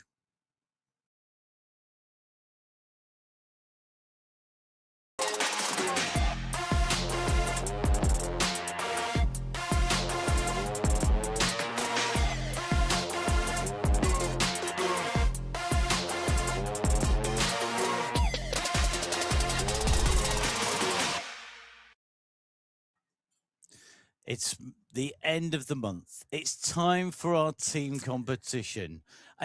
Emma, you're looking quite sad across the studio. Well, I've just realised we're halfway through the year. We are indeed, and what amazing racing we've had so far. Know. And we've got another half of the year of amazing racing to come, and the MyWhoosh Championships and the UCI World Championships to come. But we're going to focus here in California on dodging the Redwoods and the Grizzly Bears and making our way in between the imposing pines, our way up these slopes and over the bridges that make up the course here in California. 59 kilometers effectively, 58.8. Who's going to worry about 200 meters? As we come into our finish, 2 sprints, one before and one after the climbs, with the climbing in the middle section with our 2 categorized climbs. Yes, it is a really technical course today. The downtown LA sprint coming at the 2.5 kilometre mark. We'll keep the start spicy. We then go into that climbing, and Mount Umunhum, the first of the 2 categorised climbs, 1.6 kilometres in length with an average gradient of 4%. We come down off the other side. Note the headwind, really quite a bit of that today. Then the transition through with the small bump along the way before we get into the Spring Road climb. those 2 climbing segments before we descend through the Spring Road Sprint, which is the finale to the sprint competition. It's going to be really interesting. Whoever wants to be at the front of the Spring Road Sprint needs to pick up points on the downtown LA Sprint to ensure they win that competition. It will be one of the GC contenders. They then transition to that 55-kilometre marker where the final climb comes today. It's not categorised, so the climbing competition will be complete before we get there, but it is going to influence obviously the GC and the team competition. And I tell you, it's a nasty climb to finish because look at the red. The headwind just 14% out on the course today, but it's in really strategic places. The riders and the teams will have had to consider that in their planning. And it does mean that we could see gaps really opening up and time gaps opening up, which are going to be absolutely critical when it comes to our team competition. The team competition, of course, 7 teams in each of our race categories going to be awarded prizes. The team competition last week in category 6 level racing ahead of ZTBR Yanamani with both the level racing teams actually inside the top 3. But who's your eye on today, Emma? Well, from a team perspective, I think we've got 4 teams in the mix here. BMC 6, Kennett's had a 5th, Calderon's had a 4th, Radamaki's had a 4th, BMC 60s, who were 2nd last month, the Level Titanium, who were 1st last month, and Level Carbon, who have been going strongly. Category 5, 63 riders on the start sheets. There are indeed now. Last week out, the last race before we go into our finals, level racing 5 took the team win ahead of the lone bikers with the level raiders, BMC 5B and 5A behind them. And it'll be interesting to see how that plays out in category 5 before we go into our category 4. Category 4, another of our great team competitions. Ratio Racing always here and in 2nd place last week to Cycling District 4B. Well, Cycle District 4A are the ones to watch on paper. Perdicini's had a 5th, Ungara's had a 2nd and a 4th. Alalusa is on serious form. Kirchner and Matilla join them. I'm not sure anybody can beat them. The race was between Cafe de Colombia and the BMC Anzacs last month, and just 5 seconds separated them. But on paper, it's got to be Cycle District. Let's move from category 4 to category 3. Last week, Cycling District 3 were ahead of Sandstorm with the Peak Power Racing squad in 3rd place. They were a podium last week. This week's podium, any predictions, Emma? Well, it's a really good question as to who's going to podium, but I think 8 teams could well be in this competition. And I know that sounds strange, but that's because of the spread of the riders who have been on the podium this month. And that's just going to make this race even more exciting. When we moved to category 2, the Hitmen didn't have a number 1. They were that 2nd place behind. And they were behind the Peloton Phantoms, who took away top spot Jan Jasbeck, Gal Jasbeck, and Milan Termerton, the riders who did the business last week out. Well, I think the Peloton Phantoms could be California dreaming today because they could be dreaming of a win. They weren't in the mix last month. That was the Goats, the Hitmen, and Gloria Victus. 12 seconds separated those 3 teams. Let's move to our top of the tree teams, the top of the tree riders in category 1. Alpha Jaw and Zero Ducks have been battling it out all month, but real change now with Riders of the Storm putting in an A and B team. We've got the ABUS esports squad back with strength and depth, and the final bosses and Wenger boys are also back to party. Well, the final bosses, it's a new crew in town. Let's see what they can do. Though Pavel Skirski, if I'm right, is out in China at the University World Cycling Games. Let's see if he's here in a little while. We're going to get our riders away. Category 6 go first, Category 1 go last, and Category 6 take to the roads of California. They're going to be heading out, no stopping at the hotels on the way through today for them. They need to make their way past the beaches and make their way all the way into our race finish. Category 6 has been very interesting through the course of the month. Our sprint winner last week was Eric Vervoja, who was ahead of Diego Schwantz. Schwantz has had an incredibly strong month.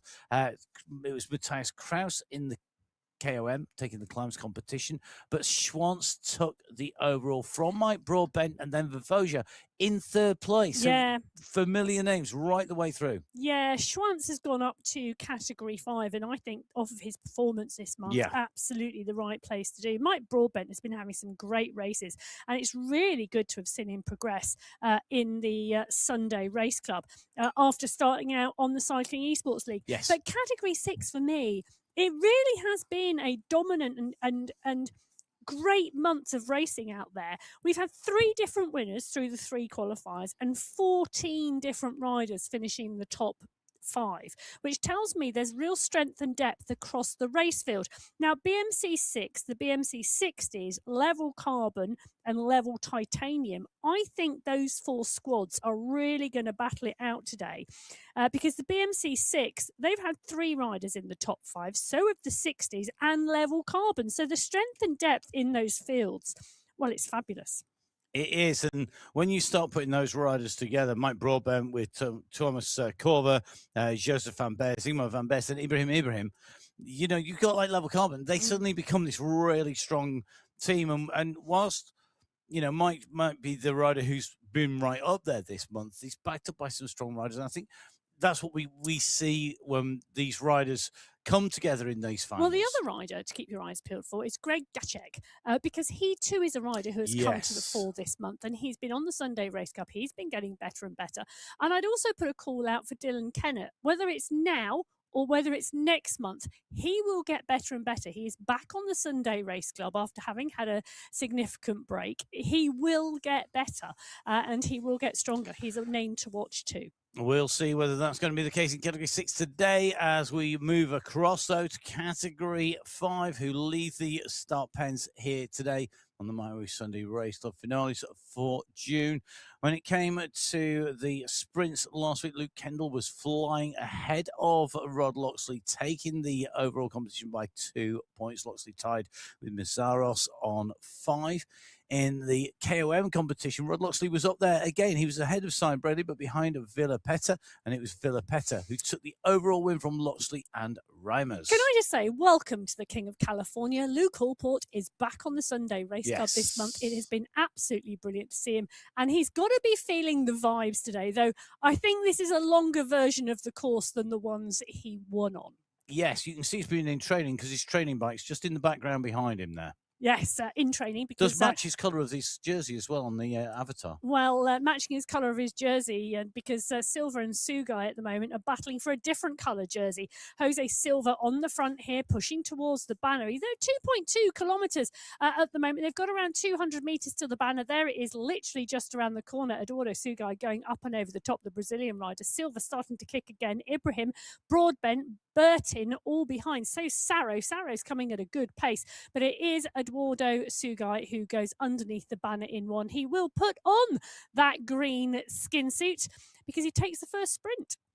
So those riders contesting the sprints being awarded with 5, 4, 3, 2 and 1 points for first, second, third, fourth and fifth places respectively.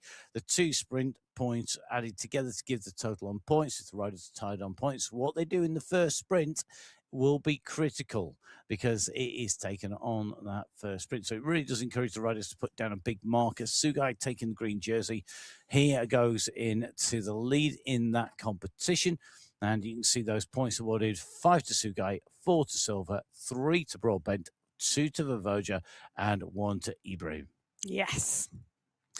Category 6 stretch, though. Take a look at the top right-hand corner of your screen. That has really stretched the pack and stretched the dynamics in Category 6. It's going to be interesting to see what happens with that group, whether they reconvene or whether a split forms. Category 5 at the 1.4 kilometre marker. Category 4, well, they are in the pen with the final countdown.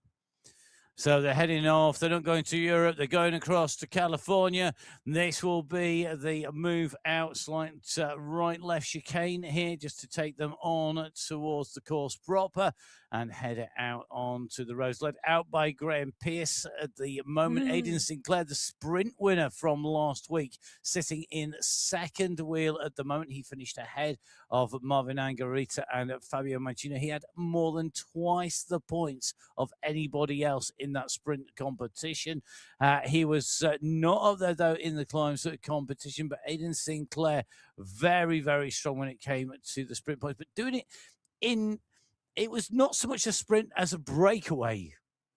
Yes, but it was absolutely intentional, and he's right on the front again here. And these three riders have created a small gap, just 2 or 3 seconds. But that first sprint of the 2.5 kilometre marker, you just need 2 or 3 seconds and some intention. Well, the intention from Francis Pino and Hassan Sultan is that they join the 3 riders at the front, which sort of negates the effort. But Nicholas Spratt, there's an effort going in here. Look at this push for the first checkpoint. Now, this is intentional because Spratt has the possibility to be there at the 45.5 kilometre marker as well, and so does Braidley. Yep, Braidley, who took 5th place in the sprints competition last week. Mazzaros, who took 3rd place last week in the mixed. Spratt, though, taking maximum points. So it's Spratt with 5 points, Mazzaros with 4, Braidley with 3, Callingab with 2, and Tabares taking 1 point. Spratt with that gap to the bunch that are now closing down on to the back wheel here of Cy Braidley. Now, we're going to dive in to category 4. They're not all that far away from taking the turns that take them down the coastline and in towards the sprint. Just in with Neil Ungara at the moment in category 4. In terms of the individual win, Felipe Rijkaard took away the win from Panelista last time around. It's going to be difficult, I think, for us to predict any one particular rider on this course because it is such a mixed course. It is a mixed course, and it is a tricky course as well. I think Alalusa will go well today. I think Ungara will go well today. Ungara has had 2 top 5s this month. Category 3, look at the size of that race field. 75 riders on the start sheets. It's just Category 6 that is larger. The dark blue jerseys heading out of the start pen. Category 3, another one of those race fields with 3 different winners this month and 14 riders taking top 5 positions. Only 1 rider getting into the top 5 twice. Thomas Evans taking the win last time from Benjamin Brignall and Alexander Novosad. In terms of the overall, the climbs competition was taken by Sebastian Becker-Rask from Henry Oyer and Nico van der Leeke Zigard. That's the sprint win, and we are going to go to our sprints first. It was Buchewecki from Bushta from Becker-Rasch, so it'll be very interesting to see how it plays out here. John Brune has gone for it, and he says, never mind leaving it to a sprint, I'm going early. I'm going out, and I'm going from the start. Well, 2.5 kilometre effort out of the pen for the checkpoint. Why not? The Category 4 pack, they have left it until the 300 metre to go marker now. Aidan Sinclair and Eben Svart lead this out. Svart's got an amazing kick on him. He really is one of the best sprinters. Francis Pino really trying to challenge him now at 13 watts per kilo. Pino goes up in the top, and now Gavescu comes at 15 watts per kilo. What a move from Andre Gavescu. Eben Svart had some power, but Gavescu, what was that? Laying it down. Well, I'll tell you something, Romania are having a great weekend. They had a great ride by Eddie Karolin Molnar in the XCE mountain bike coming from Gdynia in Poland for the World Cup there. Great ride by him, and it's Romanian rider Andrei Gravescu who takes the 5 points here. Tops the table with Lepere in second, Pino in third spot, in fourth, and Catabona in 5th place. Yes, that was just outstanding. John Brune, look at this. Come on, John. 1.3 kilometres out of the pen. He went solo from the start. 13-second gap. I predict this is going all the way to the banner. On the top right-hand corner of your screen, you can see the group behind and riders getting distanced out the back of it because the pace Brune is setting here. There's nobody in the shot at the moment. Brune's at 5.6. The rest are at 3s and 4 watts per kilo. They're not going to get close. We'll have to keep an eye on that. Simultaneously, is watching Category 2 head out from the pens. Category 2 sprint winner was Bert Kane ahead of Olivier Simonson SS in that order. In terms of the mountains competition, Kane taking away the climbs competition. So Khan taking the climbs, taking the sprint. Behind Khan Kane in the climb competition, SS Mr. X100. And it was an individual win for Harvard Geddes ahead of Jan Yazbek and Philip Reha in the individual race overall. Tell me Lucas Carsten's been watching the racing on YouTube, because he's about to do exactly the same thing. And Jonas Bjarne has gone, no, you don't. Yeah, I don't think so, Sunshine. We're not letting you go down the road and get that extra distance. And I have to say, there's a prize on that checkpoint. First rider in each category to that checkpoint takes away a prize. Why would you just let that go? Why would you do that? Because it's so far from there to the rest of the racing. And the first climbs, I would be here. John Brune, well done, John. Brilliant to see. Big sprinters, Mason Rocker, Rafael Buchter, not able to come through to take that. You can just see Buchter going over the top of Rocker.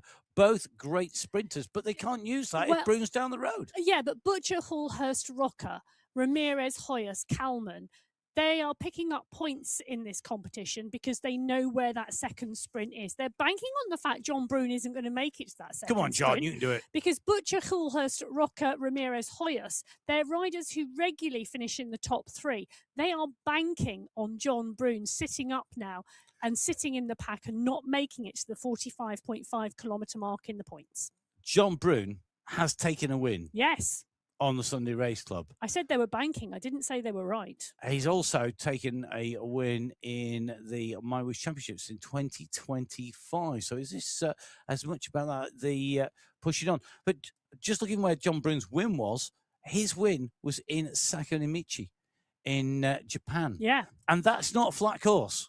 No, the climbs in Japan are quite steep as well. Banking on John Brune not making it over those climbs may be more likely to see a run on the banks rather than a banking on a win. So category 2 are currently just stretched out on the run in. Stretched out. They are stretched out somewhat. They're so stretched out. It's amazing. Category 1, stretching their legs. It's time to go racing in our last category. These are the riders who are making the way out from the start. The last of our riders to leave the pens here. The top of the tree in with Adrian Alvarado, who sprints on to the back wheels, just with the Bora Hansgrohe jersey. And then the Ripple team, they could see Adrian nicely back into that group after that race starts. We'll see how Alvarado goes today. Top 20 for him last week for the Team Velos Chile squad. The race win going to Osborne from Jones and Tugels. The climbs competition going to Osborne. And the sprints go to Ruben Dont with a record-breaking win in the sprints competition. Talking about category 2 in sprints, Travis Barrett, Jonas Bjarne, Lucas Carsten are absolutely dialing this on the front. Barrett at 11, Carsten now kicking at 12, Bjarne also at 12. They are wide across the road. This is going to be so close, but I think Lucas Carsten may well have got that. And that may well be the reward for going out so early and so hard. He does indeed. Carsten takes it from Barrett, from Bjarne, from X100, from Evans. But you can see the push coming here, and I think this is really doing damage behind. It's doing massive amount of damage behind. On the top right-hand corner of the screen, all over the place. People are being distanced so much now. This is really danger zone, because as they run into the climb, I mean, they've still got a bit of a run in, and this could regroup. All depends on what the riders do, because you could split this group here, but it'll be a very difficult job. Yes. Particularly this early in the race. I mean, it's 58.8 kilometres today on the Sunday Race Club for the men here in California. And let's just give people a heads up. That's an hour and a half of racing for even some of the best riders. Yeah, the course record on here is 1 hour, 24 minutes, 32 seconds. And that's the world champion, Jason Osborne. He set that back in the March final. In category 2, it's 128. That was Marcin Wozniak. In category 3, 132. So you can see the time this course will take. It will. Don't talk too fast. We'll run out of words. No, we won't. No danger of that. Now, it is business as usual in category 2 with the race being taken on from the gun. It's such a competitive race, but it's being mirrored here with breakaway specialist Bjorn Andreasen. on the front here. He's got Adrian Alvarado for company in category 1 here. Jason Osborne and co at 5 seconds with Hayden Pucker. Now, Emma, let's talk teams. The final bosses team. You said they were the new kids on the block. Yes. Here today. They're kind of old faces as well, though. They are. It's a reconvening of names and people. And Adrian Alvarado on the top of your screen at the moment. Rick Van Erck, they're giving us a wave. Dan Turek and Ollie Jones. Alvarado on your screen on the right-hand side, right on the wheel of Bjorn Andreasen. They're going out long. They're 2 seconds clear of Hayden Pucker. Hayden Pucker, part and parcel of that The Final Bosses crew. 5 of them. Pucker, Osborne, Skierski, Safrazadi and Van Elst. It is a new team on the block, and it's going to be interesting to see what they can do. It will indeed. Now, Adrian Alvarado is hovering around Bjorn Andreassen's back wheel, but you can see the move. You can see he's out of the saddle here, sprinting his way down.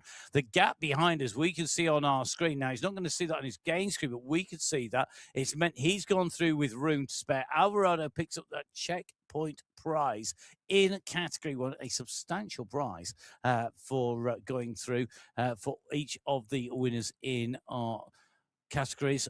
Going through the checkpoint on the way through. Alvarado taking the win, 5 points. The checkpoint prize going to him, and now a position to defend if he can make it through to that second sprint of 45.5k. Ahead of Van Elst, Andreasen, Power and Osborne. Well, interestingly, Van Elst now part and parcel of that team with Jason Osborne. Both of those 2 riders picking up points and making sure they're in the top 5. That is great team tactics, because it's highly likely those 2 riders will be right up at the front in that spring road sprint at the 45.5 kilometre marker. So nice team packing at the front of the chase group. Lionel Yassin from the Alpha Jaw squad on your screens at the moment. They took second place in the team competition last month behind the Zero Ducks Racing. 36 seconds back. It was a really tight competition. Turek, Vuyasin, Kaminsky and Jones, the Alpha Jaw squad. Vuyasin in that great Alpha Jaw kit. Well, Category 1 pack all trying to reconvene. Osborne, the world champion, you can see him in those rainbow bands following Hayden Pucker. Pucker been sent down the road to chase Andreasen. Andreasen part and parcel of that Zero Ducks Racing crew. Interesting to see Pucker and Osborne coming together as part and parcel of the team, the American rider and the German rider. But we've got the Alpha Door crew. Look at that. We've got all of them on the screen in one go. So Turek, Vuyasin, Kaminsky and Jones. Great to see the team in person as well as in avatar form. I'm just checking out the cadence of all the riders, because Ollie Jones for me is tapping a seriously good rhythm there. He always is. He's one of the riders that I always look at and think, you know, when he starts to sprint, that cadence just goes whee and comes back down. Vuyasin, just sound. What on earth was that? Sound effects are us today. Soundeffectsrus.com. I have to say, I agree with you in terms of the cadence, getting that cadence right. Mikhail Kaminsky is another rider who I think can really nicely tap out that rhythm. We just see him on our screens here. Those revs varying, and you've got to remember that power is not just about strength; it's also about speed and the ability to get the power down at the right time, in the right delivery, and to speed up, particularly when we're coming in towards a sprint or a lifting in pace or answering an attack or putting in an attack. The ability to rev up quickly is really important, almost as important as being able to get the power down quickly, because having that flexibility, that souplesse is really, really key. Now, our riders all through the first of those checkpoints at 2.5 kilometers.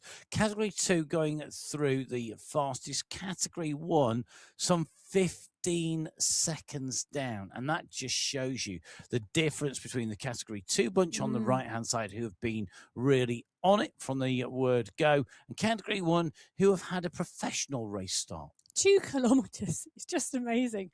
You know, we at the 2.5 minute gap, we're looking normally around 1.5 kilometres difference between the squads when they come out of the pen. Category 2, like you say, have been absolutely motoring. They're motoring towards the Mount Umunhum climb, but that doesn't come till the 17-kilometre marker. There's a big gap of 14.5k between segment 1 and segment 2, the first sprint segment and the first climb segment, and it is a big transition here today. And in between where our category 5 and 6 riders are on the bottom of the screen and 1 and 2 riders on the top of the screen, there is a little lump in the road. Now, it is a bump. It's like if you cut an orange in half and turned it upside down and tried riding over it on your bike. It is only little, but it's a 50-metre high. I was going to say, I haven't seen a 50-metre high orange before. Not even in Toon City, which is like as surreal as it comes.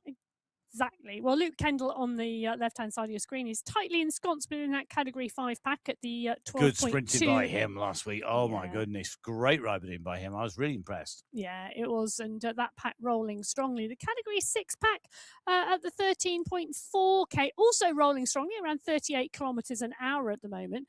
Calderon is the rider we're going in with, and you can see him there on the bike, fan blaring, nice cold breeze, but also looking at the race. It's great to get the view of exactly what our riders can see. And a viewing on a rider who spends a lot of time racing lots of different things on MyWhoosh. So he's been riding the recon rides on the MyWhoosh Championship recon rides. You can jump on board those.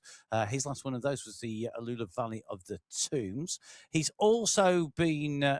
it was Zurich, sorry, my apologies, Zurich.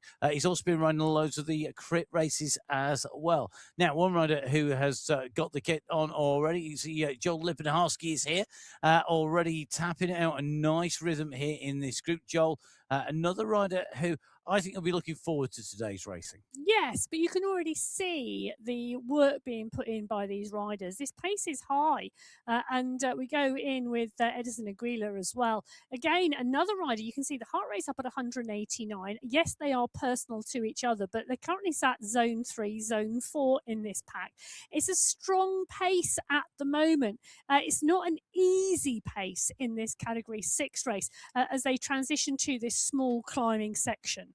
Now, Edison Aguila, interestingly, when he came through our first checkpoint, he came through in 62nd position, clearly moving his way up through that group. Simon Llewellyn, no surprises to see him up near the front of the group. He's a sort of rider that we expect to see in the right place at the right time. He was 31st through that first checkpoint.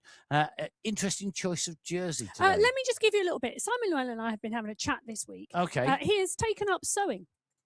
And he made his own jersey. The jersey he was wearing last week, he made himself. No way. Yes. He said to me, and I hope he doesn't mind me sharing, that it is one of his wife's hobbies. And after doing his PhD, he decided he would take up one of his wife's hobbies so they had something to share.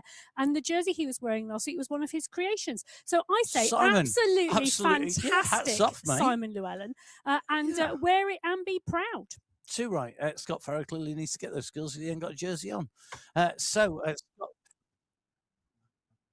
So we have Scott on our screens, out of the saddle, the purple towel over the top, the red light underneath at the moment. You can just see again, nicely tucked into the group here as they make their way through this little section. This is the Alcatraz section. One of my favorite routes actually in California is doing the crit race that comes through here.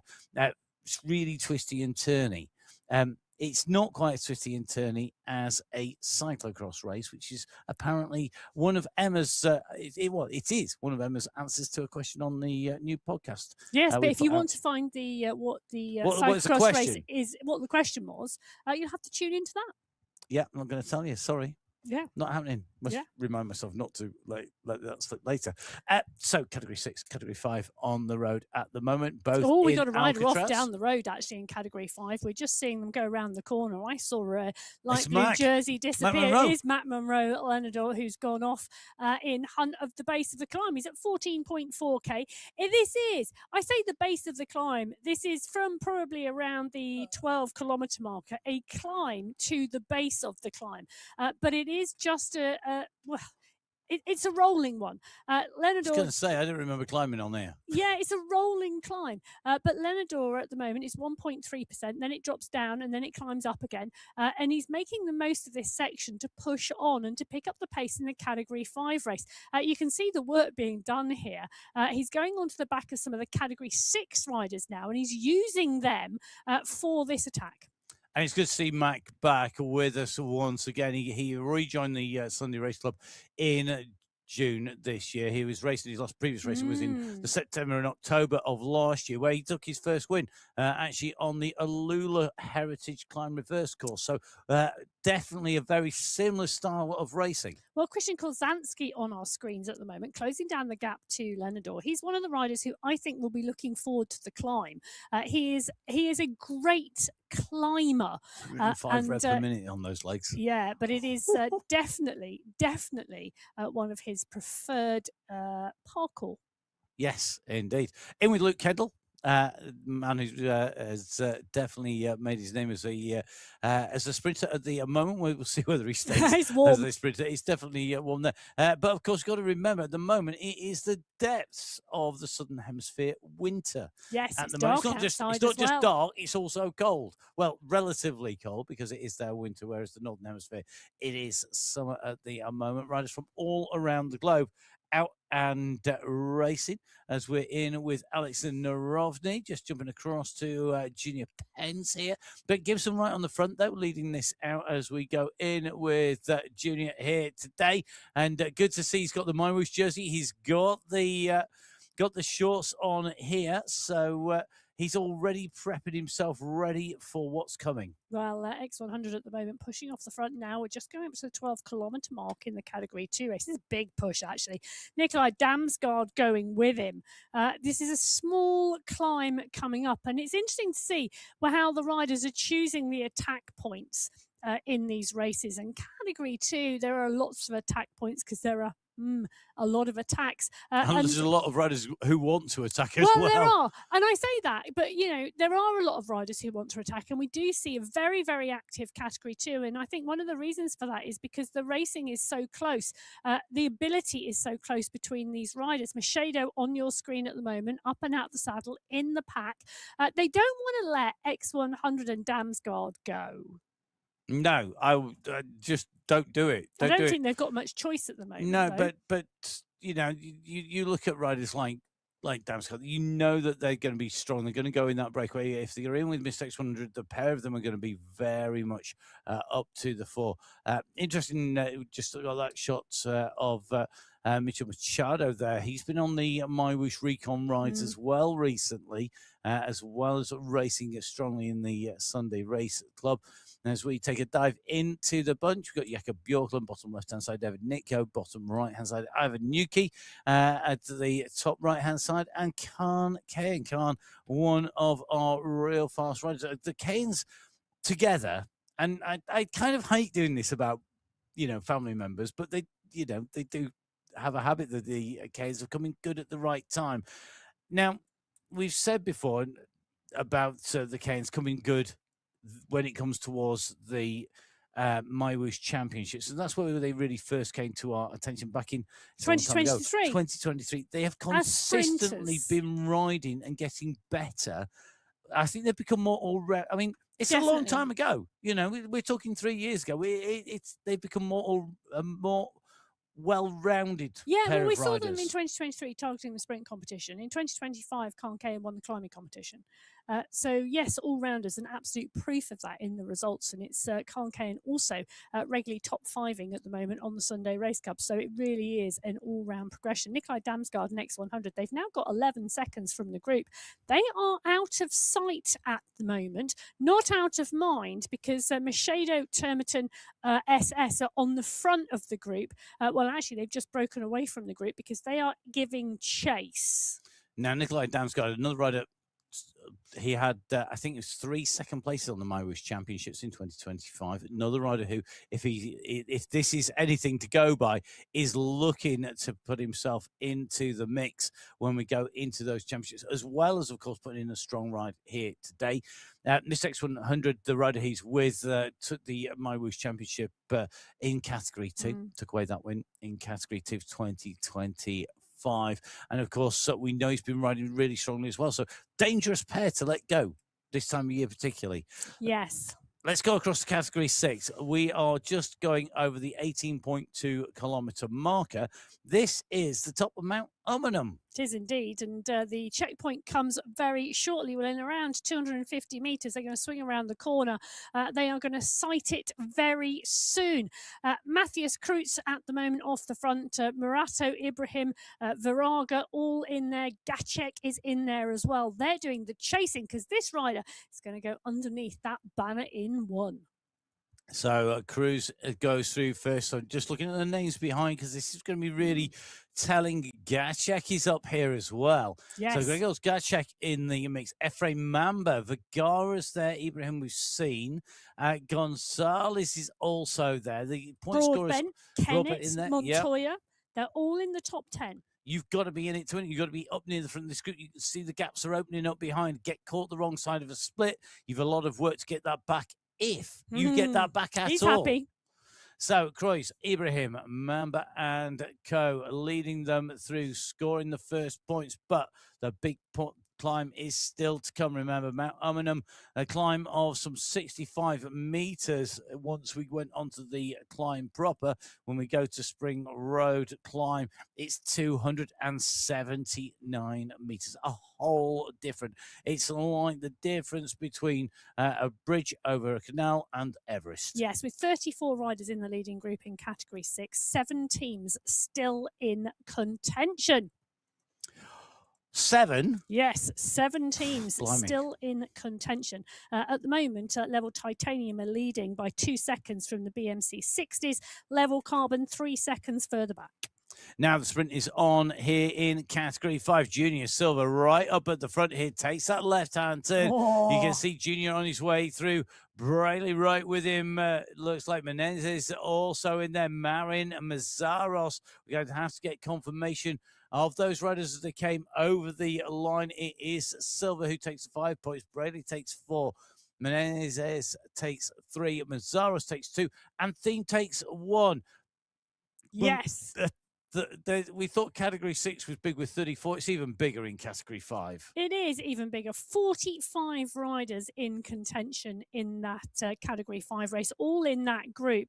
Well, I say all in the group. They are from front to back of the group, 17 seconds apart, but it will reconvene. In terms of the team competition in Category 5, Crank Masters are pretty much equal on time with the ZTBR team, with the BMC 5 team as well. Aidan Sinclair trying to do the business. He's got 600 metres. He's going out early on this climb. Well, he's done what we've seen him do before. Go for it early, sits in the rhythm, hopes to break the elastic very quickly. Now, he has got company.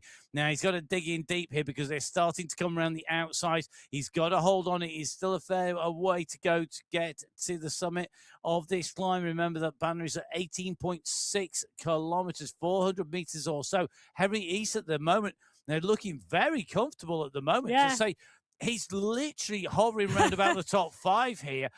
This is a real focus. Now, Slawinski, the rider on the front, the Polish rider, opens the gap up here to Alvarez behind. There's time for another kick in. Alvarez, Restrepo, Juliana, Amaya, Prince and Velez starting to line this up behind. Restrepo goes at 8 watts per kilo, trying to close the gap down to Slawinski, but that's not going to happen. Oscar Slawinski is going to take away maximum points in the Category 4 race. Alvarez is going to take away second. He'll take away 4 points.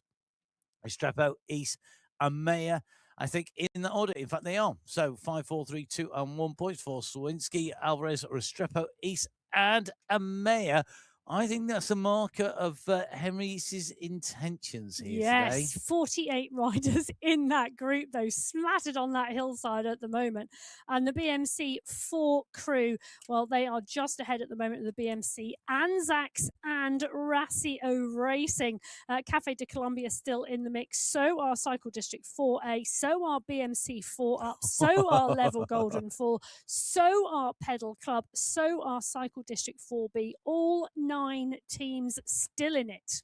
And just a little heads up, Swinsky, a new name for many. He is in his second participation, in his first participation in the Sunday Race Club. He took 14th in the qualifier race number 2 this month. Great to see. Yeah, clearly in the right place, in the right category, and racing really strongly. Now, well, Diego Ponzi is off the front of the Category 3 race. He's in the right place at the right time and in the right category. Yeah. Adar is the rider chasing and giving chase. He too is clear of Oviedo, Notes, Reinheimer, Kowalski, Yannicki, Alcase. They are all in there. So is Notes, but they are indeed chasing because Diego Ponzi is going to go underneath the banner and put on the polka dots. He's 6 seconds clear of the rider.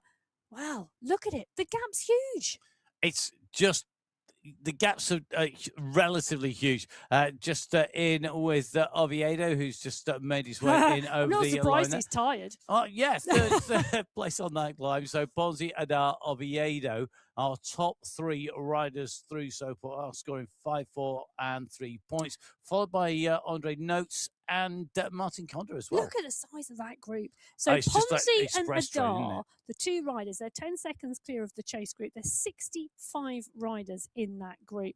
They have all stayed together on that climb. Oviedo, Notes, Condor, Glavic, Reinheimer, Hoyas, Gallo, and Lane round out the top 10 at the moment. And in the team competition, well, I can tell you, you might as well say just throw a net over them because all 12 teams still in contention.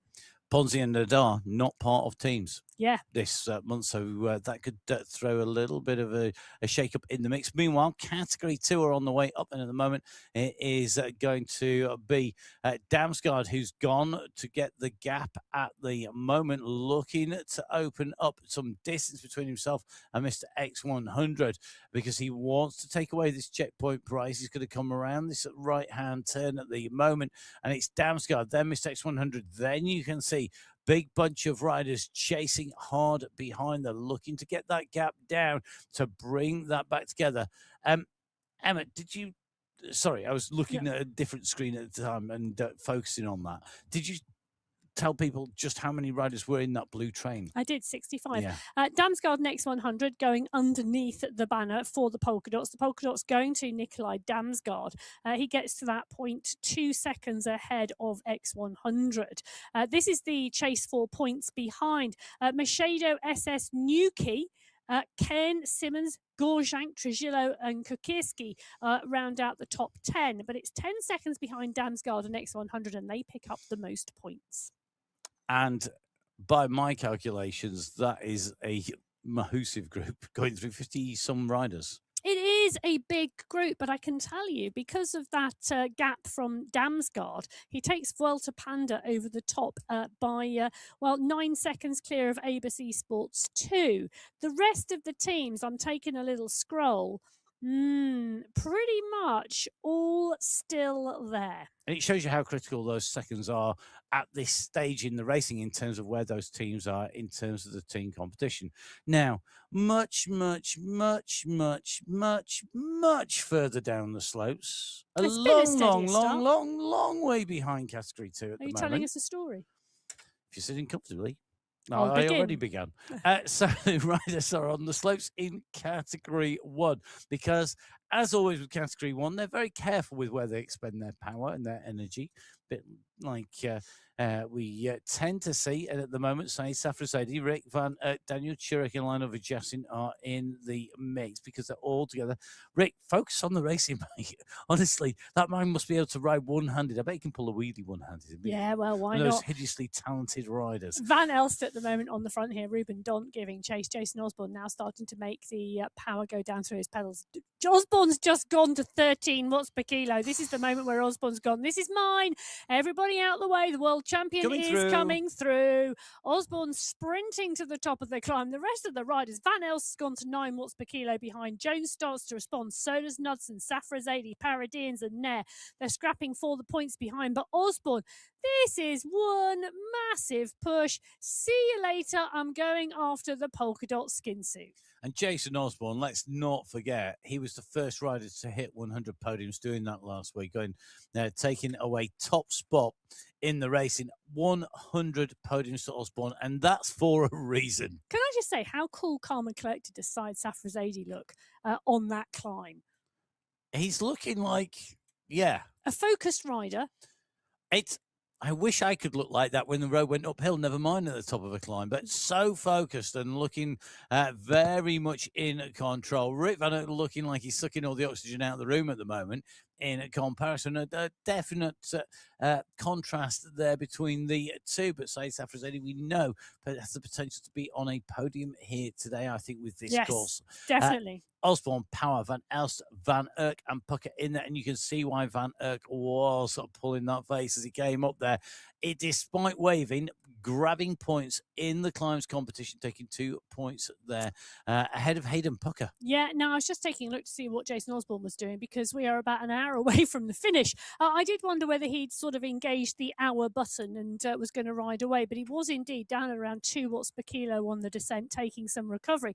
We've got a flyer off the front of this group at the moment, trying to give chase, and that's going to be an interesting one to see. And guess what? It's Thomas Thrall. I have to say, welcome back to the Sunday Race Club, Tom Thrall. Haven't seen you for a while. It's fabulous to have the Canadian champion back on board.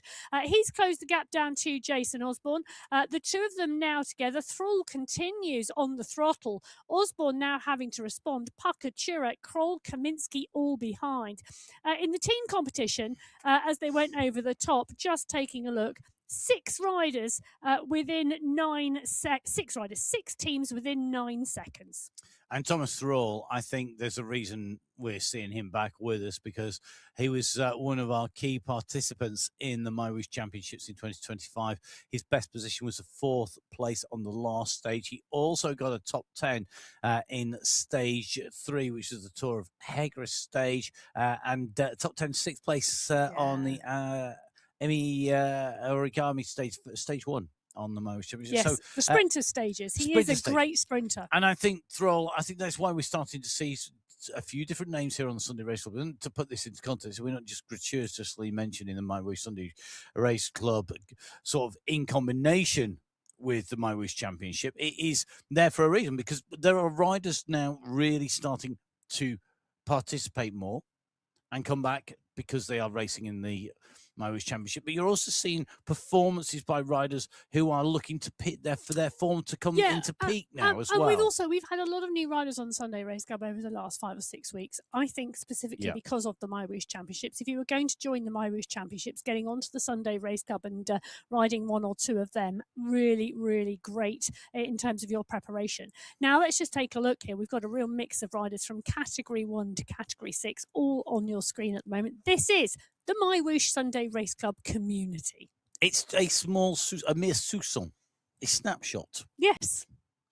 The community is huge. It is something that we always try and figure on the Sunday Race Club coverage. It's to show as many of our riders as we can. Thank you, everybody, with those views into your pain case. We really, really appreciate it. Between 500 and 600 races a week on the Sunday Race Club across the men's and women's. Last year, close to 1,200 riders took part in the Sunday Race Club across the 12 months. It shows you just how big that community is. Don't forget, of course, that you could be part of it if you download the app on iOS, on Android, or on Windows. You could be on board and racing the Sunday Race Club. You could be riding and racing in the Cycling Esports League. You could be racing in one of the many categories. You could be up against the riders of the likes of Thomas Evans and Maciej Mendakowicz. Maciej Mendakowicz chasing Thomas Evans, last week winner, the rider in front of Maciej with the thumbs up there. Be interesting to see how Maciej goes. I think this is a course where for Mendakowicz to win, he's got to be smart about it, spending too much energy. And I think for me, that's where the danger is, chasing too many riders. I know he loves the racing to be hard, and he's regularly pushing on. But I think there is a danger. He's a very experienced rider, though. 124 participations, 18 wins But on the Sunday Race Club. he's a rider and racer who likes a hard race. He doesn't Yeah. like it when he's sat in the bunch. And if he is sat in the bunch, he's the rider who goes with 3K to go. He's the rider who goes long. Yeah. And actually here he's closed down Tom Evans. That's what he wanted to do. The two of them are now side by side. Evans has been putting in some great performances recently. He really has. He's come up from category 3 into category 2. He's a rider on some really good form. And I love the fact that he's come up to category 2 and he's gone, frightened of the competition, me? No, definitely not. Let's see what we can do today. And I tell you what, if I get to the 30-kilometre marker first, I've had a cracking race. But I tell you something, what is he going to do? It's brilliant to watch. Mendakowicz now with him. That's a great duo. It is. It is. I think it's a dangerous duo. I think this is starting to become the pattern of category 2, where we see breakaways and riders prepared to have a go because they've seen that it's impossible. The odds, if you take that group to the finish, it's really, really tough. Now, category 1, that group was breaking up, wasn't it, Emma? It was indeed. Category 1, there was a real push on that group. Category 6, you can see them sweeping their way through this downhill at the 27.9 kilometre marker. That's one of the bumps in the road. I don't really feel like a bump when you're racing. Well, it is the Hawk Hills Apologies climb. to everybody. It is, and they are now moving into the Spring Road climb, having come down off of the Hawk Hills climb. The 30.2 kilometre marker is where the Category 6 race will hit that Spring Road climb, which is the first part of that main climb of the day. We've got a selection of Brazilian and Colombian riders in front of us. Yes, the South American continent really well represented on the MyWhoosh Sunday Race Club. And when we talk about times when people are racing, we've got to remember, of course, the riders that you've seen on your screens, they've had an early morning. Yes, a very early morning. But they are all here. It's still dark outside the window in David Menezes' home. In the Pain Cave, Hernandez, Oviedo, Silva, Pens, Yannicki, Almeida, Betty, Andrada, Lipinharsky, Gosler, Schwanz, and Barney. They are across categories 3, 4, 5, and 6. We're going to go in with category 6 because they're now down off the top of the Hawk Hills climb. Not one of our categorized climbs today. It is a tough test, 1.1k ascent, 5% the average grade, 5.5% the average gradient on that. But from here on in until they reach the 37-kilometre marker, the only way is up. I nearly said it, but I didn't. Michael Knudsen off on one of the front of the category 1 pack at the moment. Ollie Jones is the rider sat on the front of the pack behind. He's starting to stretch his legs. Saisaf, Razadi, Kaminsky, Pucker, Turek and Osborne all in the group behind. As Knudsen starts to open the throttle. It's a small gap at the moment, but it's one that could grow. They are coming in towards the base of that Hawk Hills climb. Interesting place to attack. Yes, but you do have a good run on to some maybe just enough. If you go too close to a climb, you know that it could get closed down by one of the great climbers. If you go a little bit further out, you've got a little bit of room, you've got a bit of distance to work in before you get to where it's just all about having the watts per kilo. Well, talking about climbing, Mendakowicz is pushing on the right-hand side of the screen. Tom Evans is now getting gapped from him. He's just coming round the two riders behind. You can see that green jersey. It's 2 or 3 seconds at the moment. Mendakowicz wants this to stick. He really wants this to be an intentional move on the Hawk Hills climb. He'll drop off the other side, then go into Spring Road. Then it is a huge climb, and he wants to see what he can do. The pack behind, they're 15 seconds back on Mendakowicz. Giselle Betty on the top of the screen here, part and parcel of that pack. Betty, for me, is one of the riders who stays in the group, holds his nerve, and then really plays the last few kilometres of the race. Very different to Mendakowicz. Mendakowicz here really going out hard early. Mendakowicz and Betty, very similar number of participations in the Sunday Race Club. And Betty with 7 wins, 5 second places, 4 third places. He's a really regular rider on the podium. Very interesting to see the way that he's riding, just holding that pack together at the moment. Just taking a look at Mendakowicz at the bottom, you can see how much effort he's putting in. He's low down over the bars. Doesn't need to look where he's going. He just needs to keep tapping out that rhythm. He's going over the top here. That I can kind of get why you drop Thomas Evans. The gap's coming down between Evans and the bunch behind. He didn't have the pace, but it's left now. Masit Mendakowicz, with all that work to do on his own, he must know that that group behind is just going to... They're going to come charging down that hill behind him. But Mendakowicz knows what he is doing. He is a past master of the Sunday Race Club. He was sat there on the climb, zone 3, zone 4, tapping a really strong rhythm. He's gone over the top and punched over the top. He went up to zone 5, zone 6 as the descent started. He picked up the pace. He picked up the momentum. He's up to 72 kilometres an hour. Now he's back down to zone 2 to recover the heart rate, having picked up the speed. He knows exactly what he is doing technically on this platform, and he is riding it to perfection to allow recovery but still maintain the gap. A little bit of a masterclass there.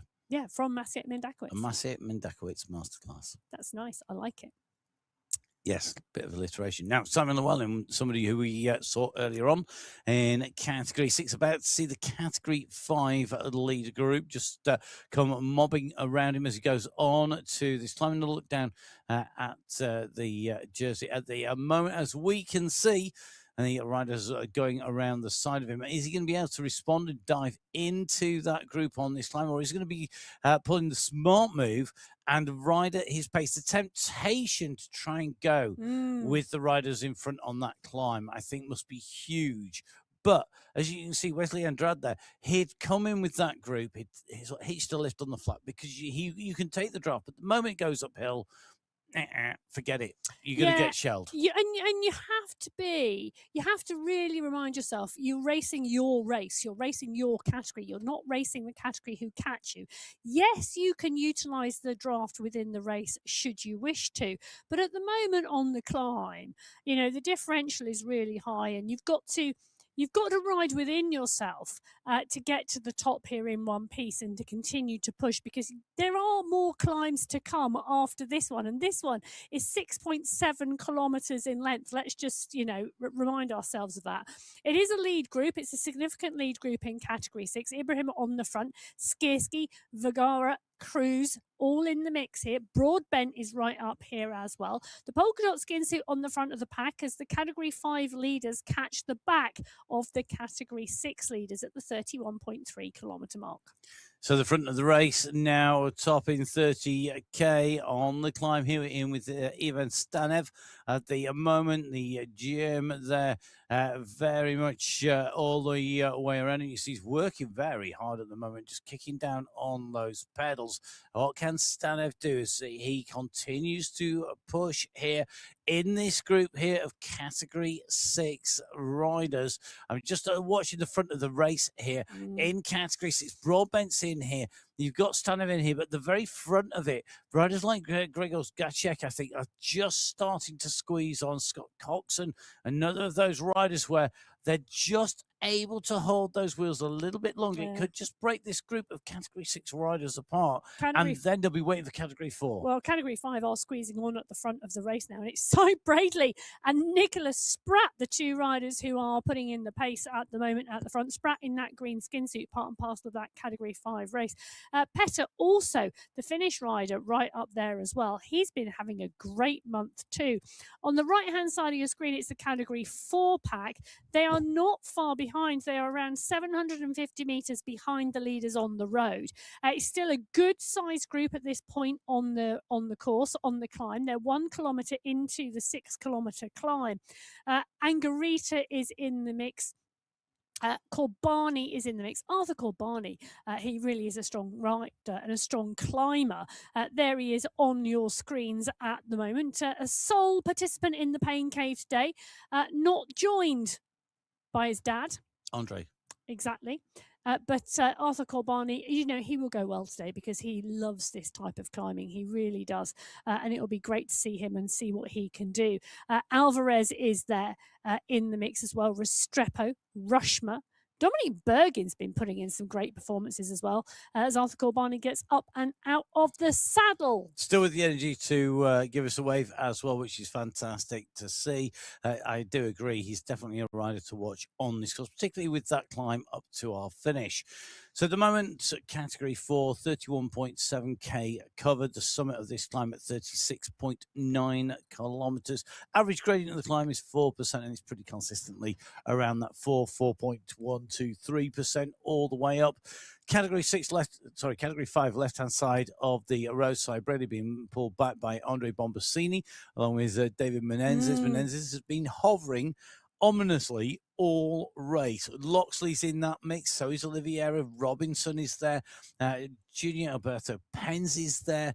And it could well be, Pens might be the rider that we need to watch out for. Menendez, though, he's got the pedigree to be there at the moment, despite only having raced a few Sunday race clubs. Well, he could well be in the mix. Talking about pedigree, Maciej Mendakowicz has now got 15 seconds on SS, 20 seconds on the rest of the group. He's doing an absolutely brilliant job on the climb. Here he is, up and out the saddle. It's a big gear and a low cadence for Mendakowicz here.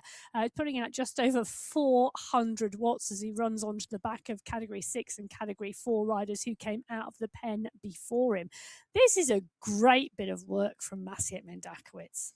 It certainly is, and he's holding off those riders behind him at the moment, but he's got to get to the top of the climb. It's all about pacing. It's all about making sure you sit just under the point at which you go into that red zone, where you then have to recover from it. Because the moment you do, you're going to start hemorrhaging time. You're going to get caught. So he's got to sit right on the pace. He's got to keep it focused on there.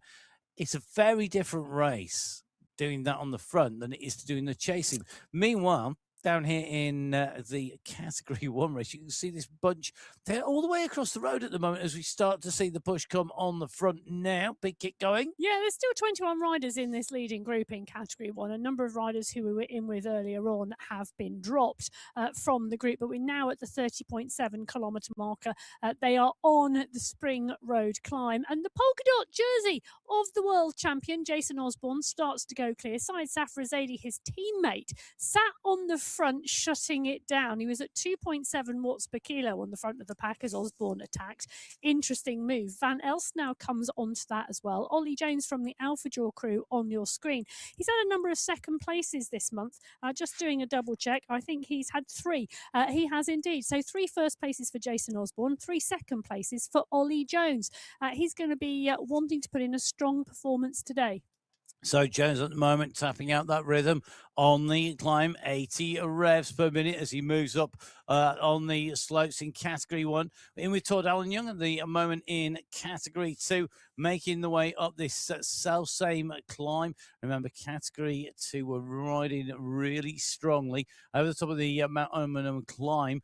They were setting the same pace to the top, basically, as we saw from Category 1. But Category 1 were accelerating up to speed. At the top of the Spring Road climb, I suspect the time will be faster for Category 1 than Category 2. The riders making the way up here, Alan Young, Simmons, Nuki, and Betty, the riders on the climb. So the riders making their way up the hillside here in Category 2. Hopefully they're going to be fueled up and ready to go. Interestingly, Ollie Simmons there, ice vest on. Yes, well, it is hot in Europe at the moment, even though it is slightly cooler today than it has been over the last few weeks. We've got a bit of a push on the front here in Category 2. We've got one rider just starting to escape, and Damsgaard, Lewis, X100, Mendakowicz. Actually, it's not one rider starting to escape, it's one rider starting to come back. That is Maciej Mendakowicz. They've got him within their sights, and he's about to be pulled back at the 32.5 kilometre marker into the group. The question is, can he hold on now? Jamie Cahill doing a phenomenal job here in the mix in the group. He too needs to squeeze on and stay in the group. The fans are rolling. The windows are open. The air circulation is happening in the Cahill household at the moment as the power goes down on the climb at the 32.7 kilometre marker. Krasnich, Lewis, Kane, Kalman, Godazi, Santo, all in the leading group as we start to see another push on the front of that Category 2 race. Well, Jason Osborne on the banks of the Spring Road climb went clear of the group behind. At 7 months per kilo at the moment, he's tapping on the climb. He's got a 20-second gap now on Turek. Turek is chasing. He's leading the group with Vuyasin. The Alpha Jaw squad are in position at the front of the group. Thrall is there. Van Elst is there. Power, Vuyasin. Confession is there. But the final bosses, Osborne's teammates will be wanting to shut down any attacks off the front of the group. Just take a little look at the course records. Jason Osborne holds the Category 1 record set in that March final, 1 hour, 24 minutes, 32 seconds. You can see Wozniak holds the course 2, the Cat 2 record, Bakken the Cat 3. Arthur Barney, the young rider we were in with from Brazil earlier on, holds the course record in Category 4. Penn's the course record in Category 5 and Mottman's the course record in Category 6. And you can see that is around 20 minutes slower in Category 6, the course record, than Category 1. Jason Osborne continuing to do the business in Category 1 on your screen. The Category 6 riders waving to him as he goes past. Now, interesting move here because Lyndon Milostic, the young Australian rider, still an under 23, actually, well and clearly still an under 23. I think he's about 19. And right at the front of the pack, he climbs so strongly. Now, he's had a couple of top fives recently, all on really strong climbing courses. Well, Milostic doing the business in Category 1 as we head back into Category 4. The 34.4 kilometre marker, they're 2.5k from the top of the climb. They are really starting to motor. But look at the size of the group. Still a big group here, which is starting to get a bit of an arrowhead at the front because the rider in the polka dots starting to come to the front of the Category 4 pack and starting to ride clear. He's got company, though. One or two riders trying to go with and not let him go clear. They're not too far behind the Category 5 leading group, who are around 450 metres further up the road. Felipe Marin, Luke Kendall, Cy Bradley. Cy Bradley having another dig on the front of that pack, and he's got that Bhutan beanie on. It means you can spot him in the pack. We were in Bhutan last week where the climbing was steep. The climbing is long here today in California. It is. It's long. It's not super steep. 4% is the average gradient for the climbs that are categorized today. That is Mount Umunhum, along with the Spring Road climb. The climb on the in between those two, 5.3%, and it's about just shy of 6% the average gradient on our last climb up. Bradley, left hand side of your screen at the moment at 36.3k, but you can see these riders at the moment pushing on towards the summit. They've been chased by Jason Osborne, the rider in Category 1. Remember, Category 1 out of those pens at the last riders to leave, and it did mean that they had the most riders to sweep up on their way in towards the finish here. So the riders at the moment on that climb, a Spring Road climb, the drop down off the other side is as vertiginous as the ascent is as well. It's very much a case of diving down very quick, not many things to break up the descent, and then a run across before we go into our final climbs. 22 kilometers near enough between the top of the climb of the Spring Road climb and the top of the course, the end of the course at the 58.8k. Now, on your screens, you can see a wide variety of riders across multiple categories here. And you can see very different types of working going on as well. You can see Mendakowicz down there, crouched low over the bars. Machado just jumps up out of the saddle. Ollie Simmons just tapping out the rhythm out of the saddle as well. Betty sat down there. Cahill looking focused.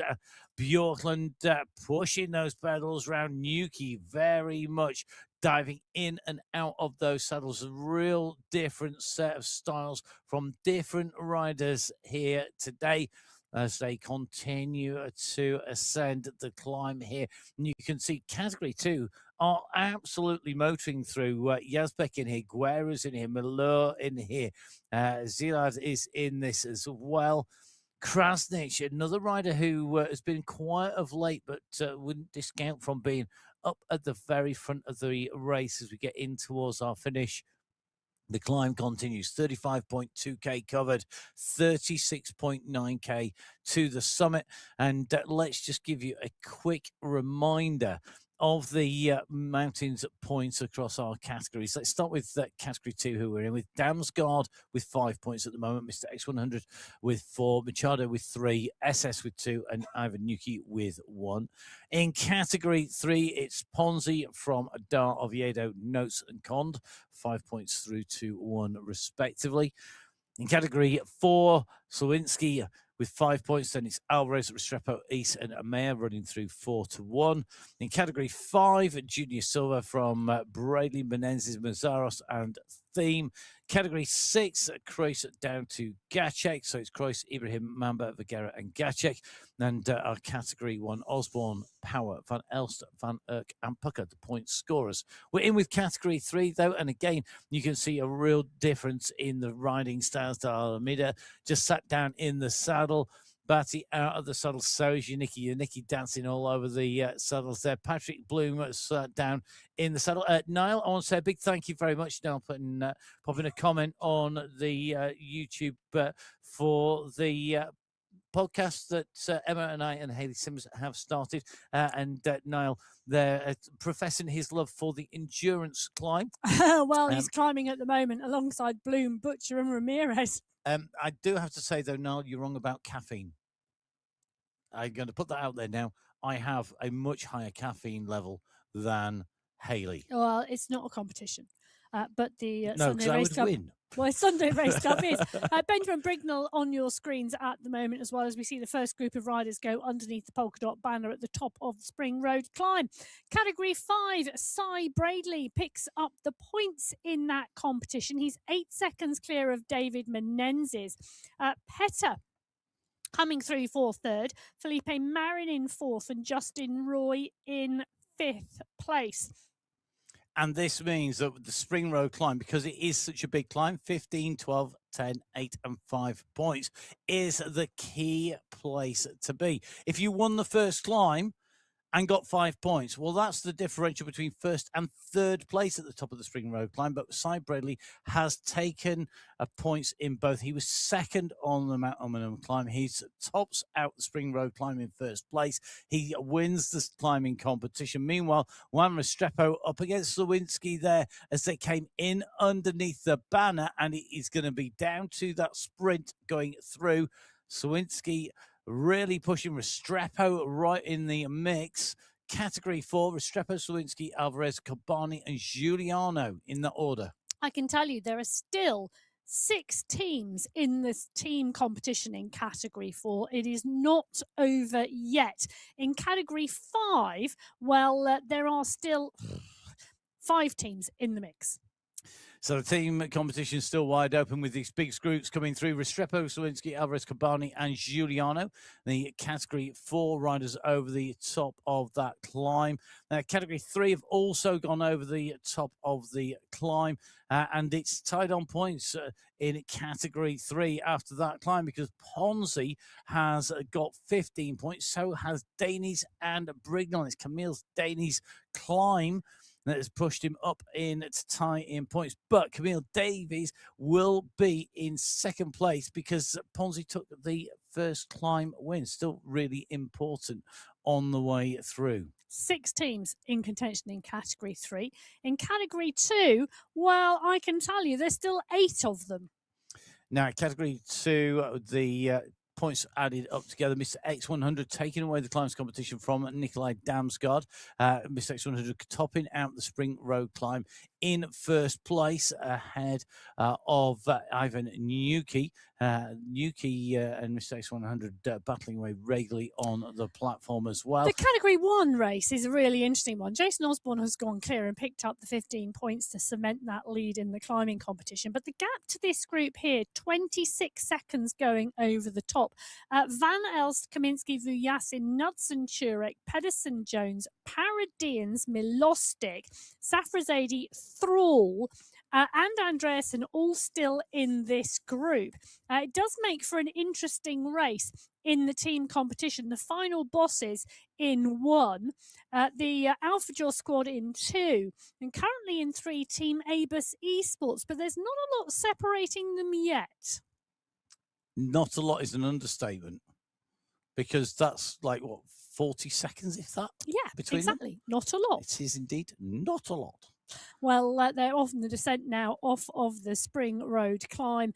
Jason Osborne's still clear, and I think he's going to go clear right to the finish line now. The issue is what's going to happen behind. Will this group of 12 riders stay together in Category 1, or will it split with an attack? They're at the 38-kilometre marker, 2 kilometres behind the front of the race, which is the Category 5 leading group. Category 1 chasers do have a big decision to make, because if they chase hard, they're going to expend a lot of energy, which could cost them in the finale. The riders really in the best place in that chase group, Stefan Van Els, Said Safrazadi, they're in the mix. They're in the chasing group. They are the second and third counters in the final bosses team. And they are in a position where they basically can just take the ride and then save their energy. Now, I'm having a laugh because X100 has just called for the Category 3 riders to work with him. Not a chance would be the answer, I think. Well, that's you just caught us on the way through. He wants the assistance. He knows that the Category 2 group have got the advantage of strength in depth, the volume, 30 riders together in the chasing group in Category 2 versus one rider on this descent. And it's almost totally flat on the way down.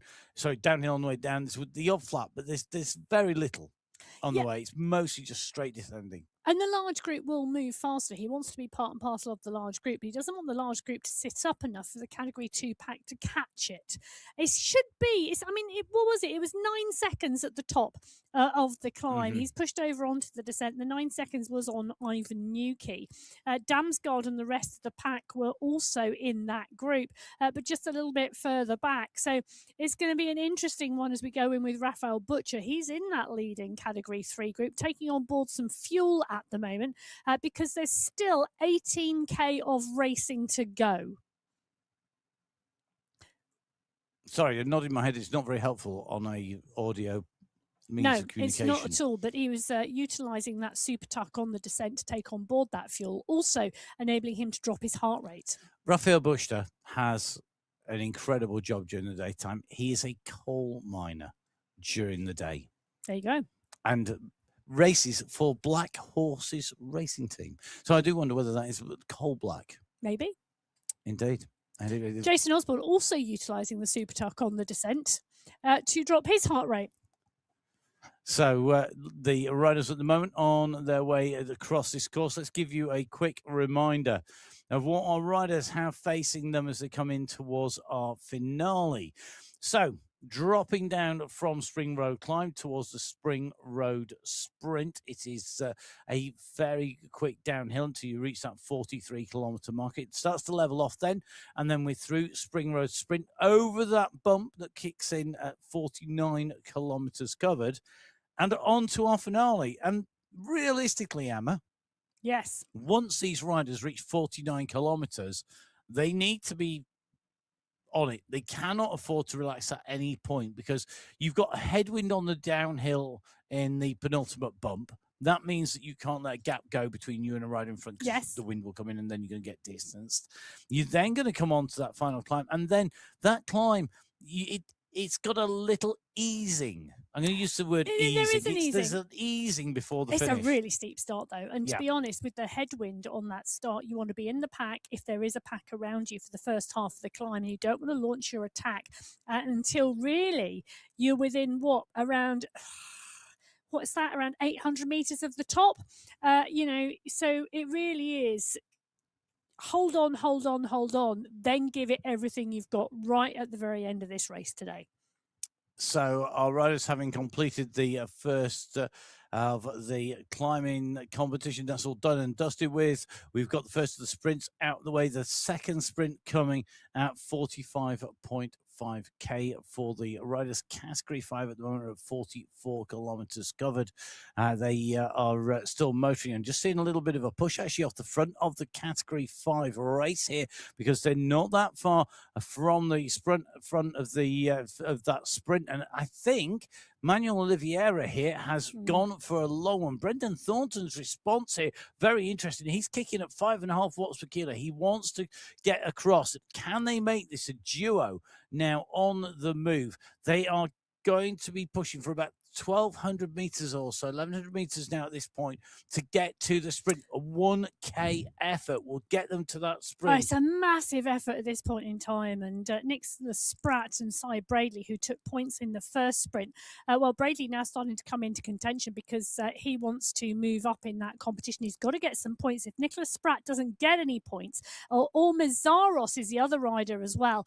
This really is Spratt, Mazaros and Bradley. They're the ones to watch in terms of the points in that overall competition. And Spratt at the moment is timing this to perfection. Oliveira went out, he went long, he went hard. Mazaros went with him as well, so did Thornton.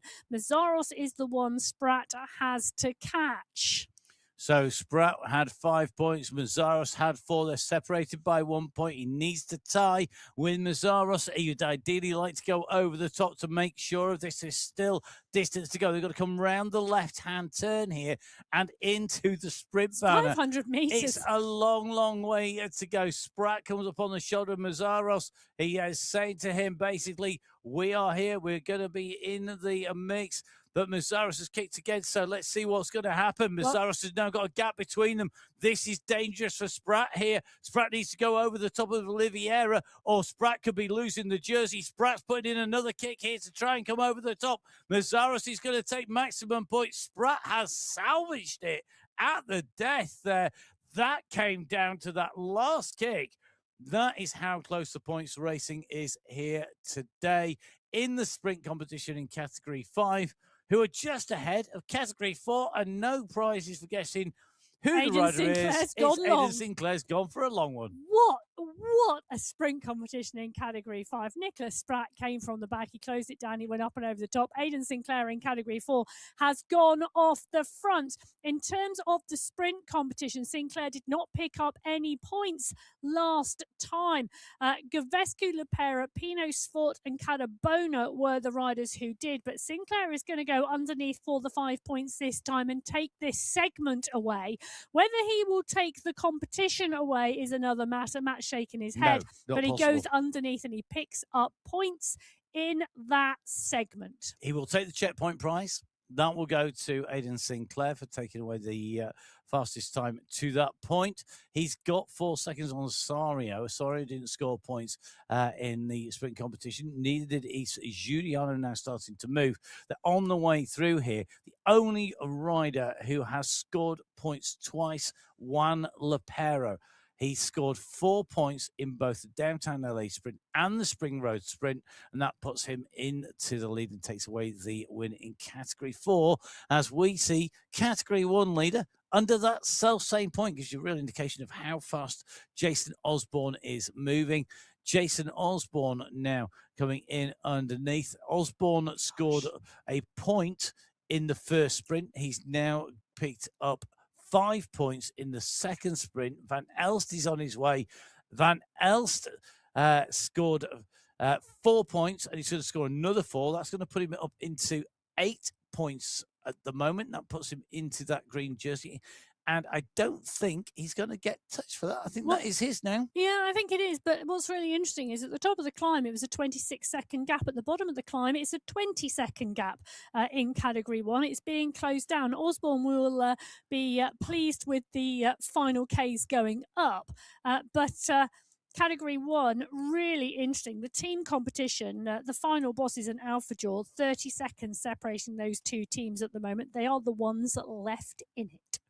And you just saw the points on your screen for Category 6, with Stanoff taking the win in the second sprint, but he then matches the points with Sugai, who takes the overall win in Category 6.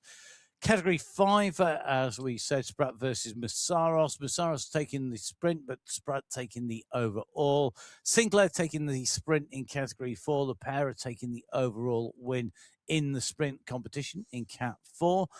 Category 3, Rafael Buchter takes 2 second places with his second place against Asario, and that means that Rafael Buchter takes away the win, although Asario gets the checkpoint. Category 2, and it was Mr. X100 who came through the line in first place, having to do his 2 points in the downtown LA sprint. Mr. X100 taking away the win overall as well in Category 2. And in Category 1, Jason Osborne, with those 5 points, takes his total to 6, but he can't match Stefan van Elst, whose 2 second places of 4 points mean he's got 8 and takes away the green jersey. What I am going to do is I'm going to run through each of the categories in terms of where we are in the race, in terms of what those races look like and what the team competitions look like, because we've got a 13.3 kilometre transition towards the end as we've got Category 3 catching Category 4. But Category 6, so we had 7 riders out front in the Category 6 race at the Spring Road Sprint section, 45 seconds clear of the chasers.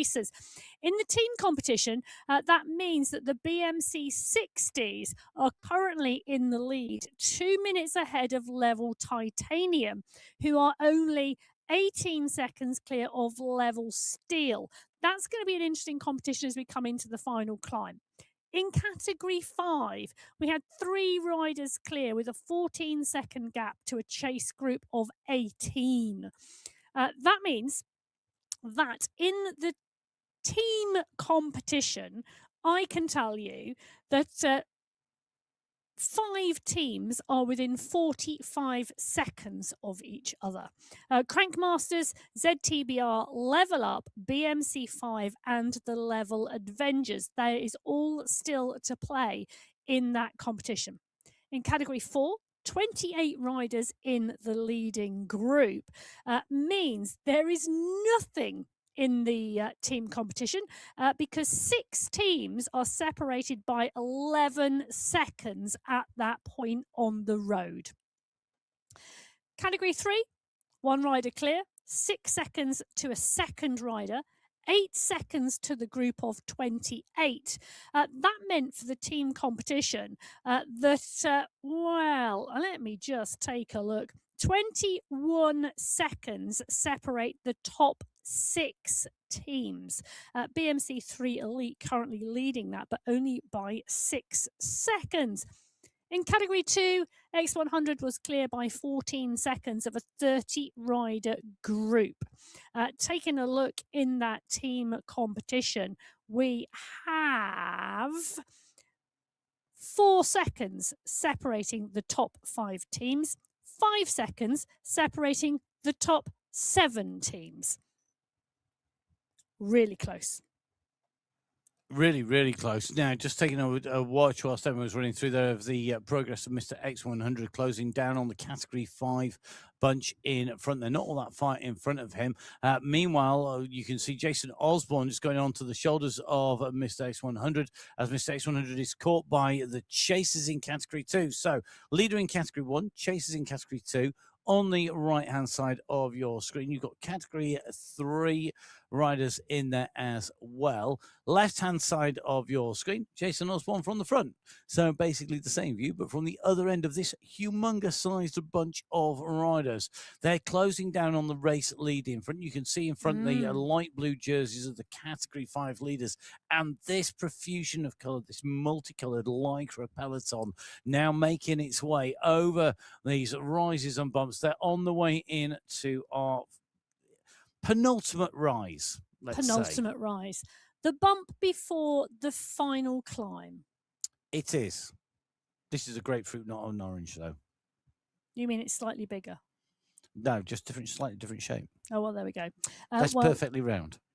The final part of this race now starting. I'm trying so hard to focus. Tried so hard to put you off. I know, it's working. At the moment, we're coming towards that 50-kilometre marker. Very, very shortly, the riders have got 8.8 kilometres of this race left. Rod Loxley on the front with Nicholas Spratt, Bombasini, Petta, Pulgarin. That's the Category 5 race group. They are about to be caught by the riders behind, but at the moment, they are still at the front of the race. Well, no, they are not. Whilst I have been speaking, Jason Osborne has ridden his way through the pack. He's got James Krasnich on his wheel. I'll take that. Look at that. That is one move in Category 2. X100 is chasing and chasing hard. He's 2 seconds back, though. Krasnich is dangerous. Really dangerous. Definitely 150 participations for James Krasnich. Which is basically 3 years worth of riding on MyWhoosh. And you've got 3 wins. You've got 11 second places, 11 third places, a further 19 top 5s. He's a rider who knows how to ride. He also knows the advantage of being able to take this ride in. He knows what's in front of him. They're going to come up over the top here and down the other side once they've gone over this bridge. And the advantage here, if they can stay with Osborne now, they've got the gap running into our final ascent. But a good climber on that final ascent could literally bridge across. They need more time. Osborne, I think, is dialing this in an attempt to try and go clear. 6 watts per kilo here, looking to shed himself. But Krasnich is digging deep here. Krasnich working to stay with Osborne, and Mr. X100, I think, now is really having to give everything on this descent. And this is a really good example of what the draft is on MyWhoosh, because Jason Osborne sat at 6 watts per kilo. Krasnich isn't. You know, he's anywhere between backing off the pace and trying to take a deep breath. Get back in the draft. And then get back in the draft. The draft is actually, you know, significant. You can be 0.5, 0.6, 0.7 easily below the rider you're on, and you just got to stay and just press that power in terms of on off, modulate that power to stay in that wheel, to stay in that draft. And that's what James Krasnich is doing to perfection right now at the moment. The issue is what happens when Jason Osborne goes clear, because at some point he will. Krasnich is banking on the fact he's going to get a big enough gap over the rest of the Category 2 pack behind, but he's got to hold that power on the climb. He has now right hand side of the screen Mohammed Al Case on the side. Interesting. Yeah, exactly. I'm just waving at Emma there frantically from the other side of the studio. Al Case, rider who came to our attentions in the GCC Championships. Really interesting stage race. A really interesting rider as well. Paratrooper, if I remember correctly. And also one of those riders who has been right at the fore. Really, really strong rider. Now back with us again. At the front. So rode in May, rode a couple of times in February, but a rider for the championships, one to watch out for, particularly if he's in Category 3, because the last time he rode the championships, he was in Category 2.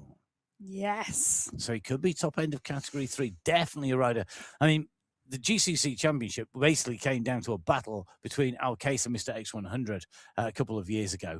It was a fantastic battle between the two of them. They were knocking chunks out of each other on every ascent, every rise. They're back together. It's like you know, Batman and Robin together once again on the front against the world, and the world that they're against is the gang behind them looking to close them down. Well, they're still on the descent at the moment. They haven't reached the final climb yet. Osborne on the front, still with Krasnich, 8 seconds clear of Al Case and X100. Machado, Gorjank are closing down behind. Oh, it's so interesting, isn't it? I think the group are going to catch X100. I'm not sure they're going to catch Krasnich at the moment, but they could well close down this duo. Oh, they're going to have Krasnich on the base of the climb. Not the base of the climb, on the climb, because I think Krasnich is going to carry this. Osborne's not going to shed him. Krasnich has got enough. Climb. Yeah, because unless Osborne kicks up 15 watts per kilo or something crazy, you know, proper full world-class kick, he's not going to shed Krasnich. Krasnich can sit in the drafts. He can make the most of this and hold the wheels and hold position. You can, and I think that's the issue. You're not going to see Krasnich getting dropped, and it's an issue for everybody else. It's not for Krasnich. Krasnich is going to sit there. He's going to come onto the climb. Then you're going to see Osborne go clear, But that means that the riders behind have work to do. And Can I just minimising say, the gap, Mistakes 100 and Mohammed Al Case. Jason Osborne is doing 330 watts. Yep. It's zone 2. Yeah, it's quite depressing, really, isn't it? His heart rate is 151. He's riding a zone 2 effort. James Krasnich, I don't think he's riding zone 2. I was quite happy the other day just to go do sort of 400 and something watts for a minute. Never mind, sit there, and I certainly wasn't in zone 2 when I was doing it, that's for sure. Whereas, Osborne's there doing, 340, 350, 370 watts. And James Krasnich is doing a time trial effort. He's like sitting zone 3, zone 4, then having to come off the pace and recover, and then go again. X100 and Al Case, they're going to make the catch, Yeah. Wow. Yeah. Wow. But look at Osborne, he's backed off to 4.5 watts per kilo.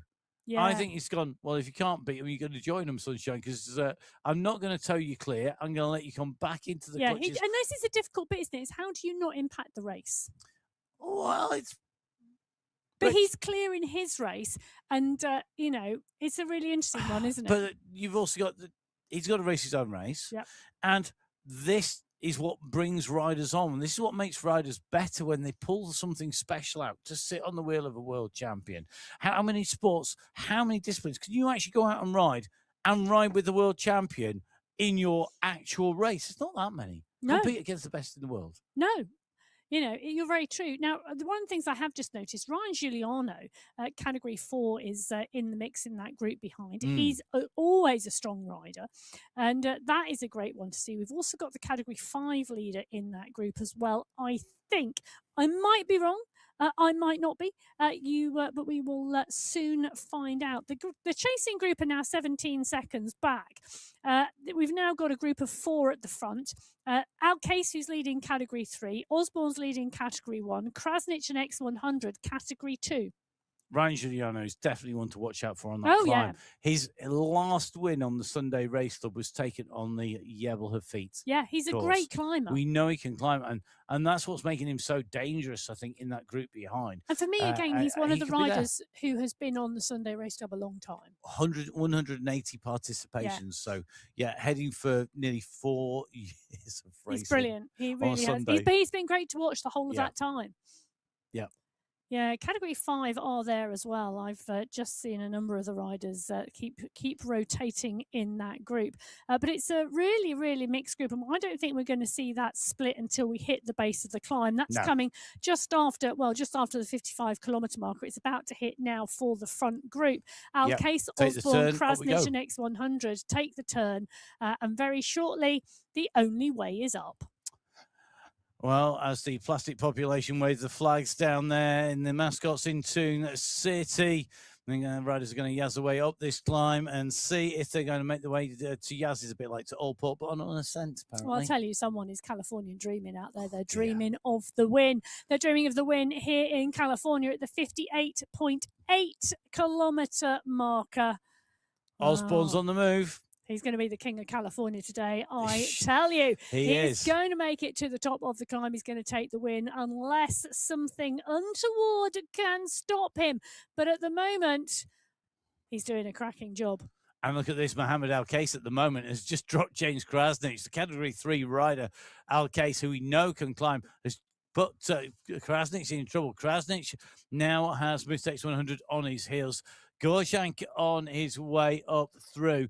Let's see how that push goes on at the moment. Al Case is absolutely riding out of his skin at the moment. We know that he is capable of this. He's been hovering on the boundaries of category 3 too, and I think this is where he's able to put this in, and I think he's ridden really smart for the rest of the ride. We know he can dig deep. You don't become a paratrooper because you're soft. True. You've got to know how to take the pain. Well, James Krasnich now starting to motor again in the Category 2 race, but I think the gap is really starting to close down. Gorshank, Utkin, Betty now starting to turn up the pace from behind. I don't think it's long till we're going to start to see the Category 2 race unfold. They're only 5 seconds back. Tez Gorshank is doing a cracking job here. So is Mikkel Utkin, Jasal, Betty, Dorvid, Nitko. The pack is on its way. It's towing the rest of the Category 3 race, the Category 4 race, and the Category 5 race. They are all in the mix. I bet there's 1 or 2 Category 6 riders in there as well, because this is a multicoloured mountainside right now. It is. The rider we're watching now is in green. Tevs Gorjang was ahead there of Mikhail Utkin. Gorjang taking his best result on the Sunday race of a top 5. Took that on the Alta de Aguila course, a course that finishes on a run up the climb. So definitely the territory that he prefers. But Mikhail Utkin also now into this ascent and leading this bunch up in pursuit of Gorjang on the left-hand side of your screen. Right-hand side, it's our leader on the road. It is Jason Osborne, the first rider to reach 100 podiums on the MyWhoosh Sunday Race Club.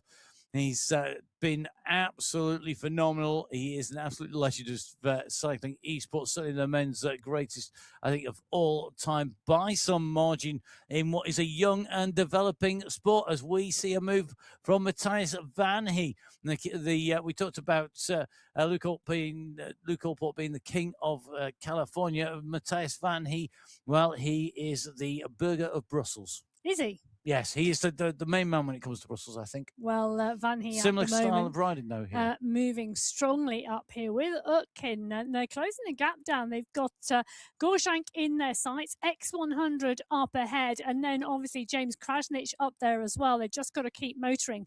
They've got 2.2 kilometres to go in this race. Camille Danis is right with them, you know. Yes. He's in the Category 3 race. Betty, Yazbek, Miller, Kalman, all Yuki's not too well. far behind. So is Nuki. You can see the riders on the screen at the moment. Van He up and out the saddle, continuing to dance on those pedals, looking to close that gap down. But Gorjang just turned up the accelerator a little bit there at the moment because he doesn't want them to make the catch. No, he wants to keep the gap in there. Utkin at the moment just pushing on from Van He.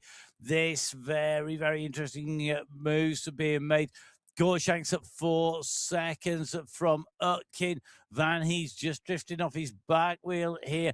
We're in with Gorjang. So Tevs Gorjang, 7 seconds back on Krasnich, 8 seconds back on X100. In fact, Krasnich and X100 together now, just up ahead. 3rd and 4th riders on the road. Remember, it's Osborne from Category 1 leading this out.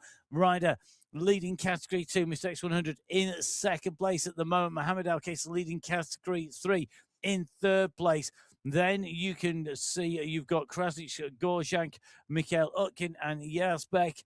You've got your Category 2 chasing group behind, but this is going to be the run for the line. It's not far to go. Remember, 58.8 is the summit, and we are fast heading in that direction with Jason Osborne on the right-hand side of your screen. The gap is huge back to the rest of the riders. He's not in danger of being caught, but the left-hand side of your screen, very, very interesting battle. Krasnich now going past Mr. X100. Yes, he is indeed. So Category 1, there is 900 metres to go for the world champion, Jason Osborne. Category 2, Krasnich now starts to move. He's gone past X100. He's desperately trying to hang on the wheel.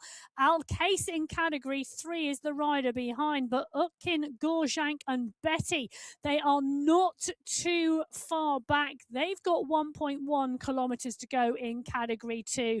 Have they got enough of a gap, or have they gone too hard on the early slopes? Well, Jason Osborne, can he ever ride too hard on the early slopes? That's a great question, because he always does the business, and he's doing the business today.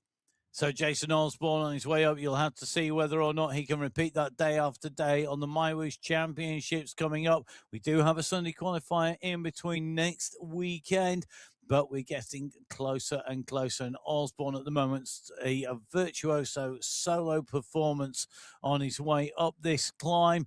You can see on the map on the top right-hand side, he's fast approaching the turnaround point at the top.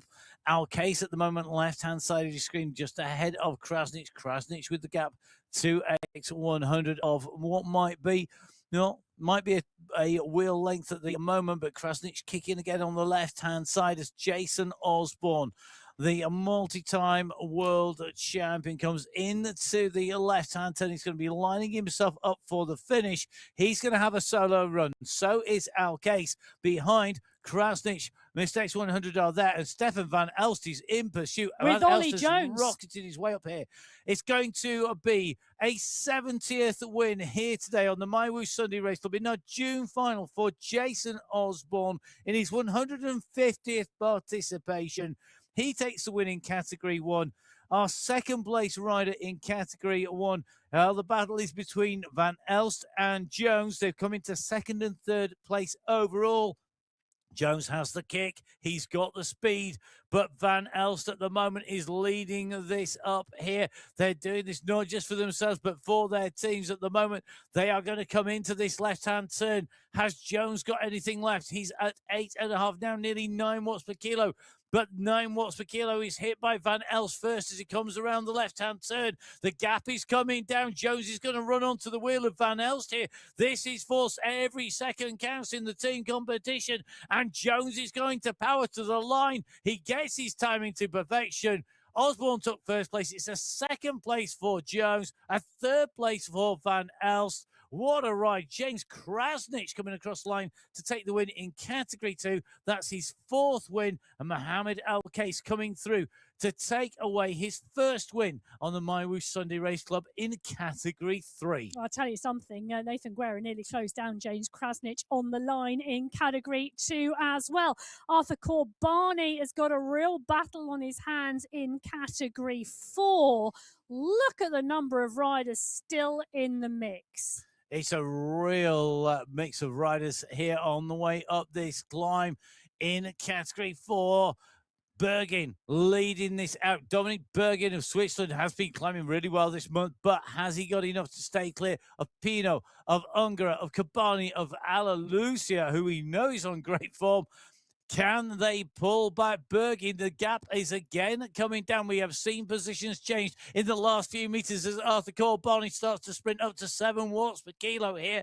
He's a watt and a kilo over anybody else, but is it enough? He's got to have the power. He's going to need to kick again. We can see Corbani on the left-hand side of our screen. You can see his avatar in second place. Bergin's putting in that extra kick. Corbani is going to come through to take second place as Dominic Bergin takes away the win in Category 4 here today. Corbani comes through immediately behind, but Bergin taking away the win, his first win on the MyWhoosh Sunday Race Club. Meanwhile, Category 5 coming over the line, and I think that was Cy Bradley who's going to come through to take the win in Category 5. And that is Cy Bradley's second win on the MyWhoosh Sunday Race Club. It was indeed. Ivan Stanev, the rider in purple here in front of us. He's 32 seconds clear of the chase group in Category 6. And it is a group because Vergara, Coxon and Gacek are in that group behind Stanev on your screen. Look, it is never easy. It is the Sunday Race Club. But he is doing an absolutely fabulous job with 1.1 kilometres still to go in this race. That 40-second gap should well be enough today. So Stanev leading, Coxon in second place, Vergara, Gacek, Montoya all battling behind there on the right-hand side of our screen at the moment. This is going to be a real fight behind Stanev. Stanev's got the gap. At the moment, Coxon now out of the saddle, kicking down. Gacek wanting to be on that podium. Vergara is there in that polka dot skin suit. And at the moment, Coxon is the man who is leading the pace up here, 57.7k covered for the chasers in Category 6. 57.9 for Stanev in the Category 6 competition. Quick reminder, we will be running through each of our race categories from Category 1 right the way through to Category 6 at the end of the show. And all the results, of course, unofficial until they're stamped otherwise on the MyWhoosh.com website. You can get there, www.mywhoosh.com. Go to results. Whilst you're on there, don't forget to download the app, iOS, Android, or on Windows. Come and join us racing here on the MyWhoosh Sunday Race Club. It would be great to be calling your name out on the race. Join the community. It is great fun. It's also hard work, and it makes you fitter. And faster, and you can eat more cake. Oh, bonus as well. Definitely. I'm all for the cake, as Well, people will know, and the coffee. So at the moment, you can just see Gregor Gacek, right-hand side of your screen, and Coxon was pressuring. Vergara was in the mix, but Coxon has now looks like that challenge has evaporated at this point on the climbing now at 58.1k for Gregor's Gacek. Gacek looking to close down on Stanev. Can he get that gap back down? I think it's too little, too late. I think the gap just too big.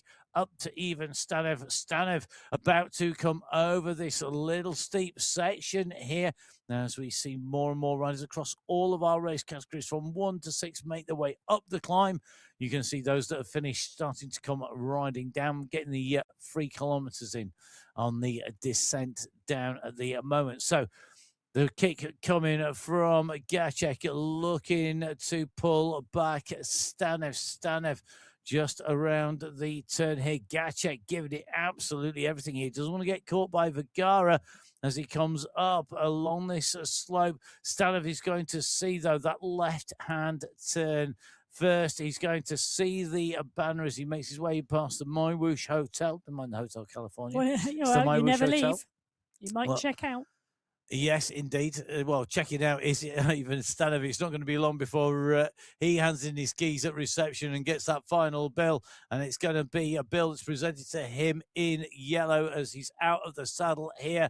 You can see this is the big kick coming from him. He knows that that banner is just around the turn here. Even Stanev has entertained us. We've seen him on our screens. He races through to take the win here today in Category 6 on the MyWhoosh Sunday Race Club Finals for June. What a ride. And you can see how much it takes to have you hanging on to the bench press there, hanging on to the weights machine, just so that he can sit up and suck in the oxygen there. Wow. What a race. What a race. What a race in all of our categories. Jason Osborne taking the win in Category 1. Ollie Jones overturning Stefan Van Elst right in the final few metres. For second and third, Van Elst taking that green skin suit.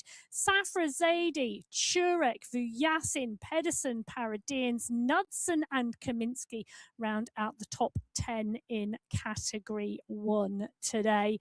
And, well, you can see...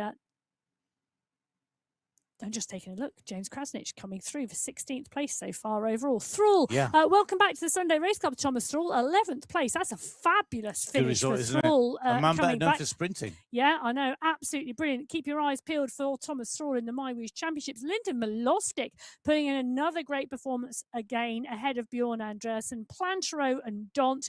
Then we've got some of our Category 2 riders mixed in with Category 1 riders because James Krasnich took the win in the end in Category 2 from Nathan Guerra. Who was a fast finishing rider in that race. I reckon another, well, maybe 100 metres and he'd have come right the way through. Big prediction. Yeah, but we can take a little bit look at those Category 2 results in a bit more depth in a moment. Well, let's take a look at the individual results in a moment. Overall, the racing... California doesn't disappoint, does it, Emma? Whichever course we use, wherever we're headed there, and I have to say, whatever racing, whether that's the MyWhoosh Crit Racing, whether it's one of our Cycling Esports League races, or whether it's the Sunday Race Club, it is a great world to race. And I really think it really excels and it brings out the best in riders. Yeah, it's also one of the great worlds to ride and race in and watch as well because of the varied scenery that it gives you as well, as well as the varied terrain. And we've seen some absolutely fabulous riding out there today, and a number of riders still out on course. It was a long one today, 58.8 kilometres of racing, and anybody who is doing that in temperatures over 35 degrees with no air conditioning, I really feel for you. There says the voice of experience from Emma, who's melting in various places, I think, around Northern Europe over the last few days. So are we going to do a quick roundup in a second of all of our categories from Category 6 right the way through to Category 1. Before we do that, I'm just going to say do make sure that you get a look at the results. They're on MyWhoosh.com. They're unofficial until they have that verified stamp on there when all of the verification's done. And of course, on MyWhooshinfo.com as well. Let's dive into our categories now. We're going to start off with Ivan Stanov. Stanov taking away the win there. Gregor's Gacek, though, in second place. You said, again, on great form at the moment. He's already taken his first win on the Sunday Race Club in qualifier 2 this month. Right up in the mix, taking a second place this and he's time. a strong climber, and he proved that today. You know, it was 1.2k out, and he was with Vergara and Coxon. And look at that, 9 seconds on Coxon, who took 4th place today. Vergara took the polka dots on those earlier climbs and just couldn't hang in for the win today at all. But Gacek coming through, great riding and racing from him. Great riding and racing behind as well. Gonzalez in that 5th place, Montoya, Cruz, etc. It was the BMC 60s who have taken the win, because Gacek and Vergara in 2nd and 3rd, leading that team home.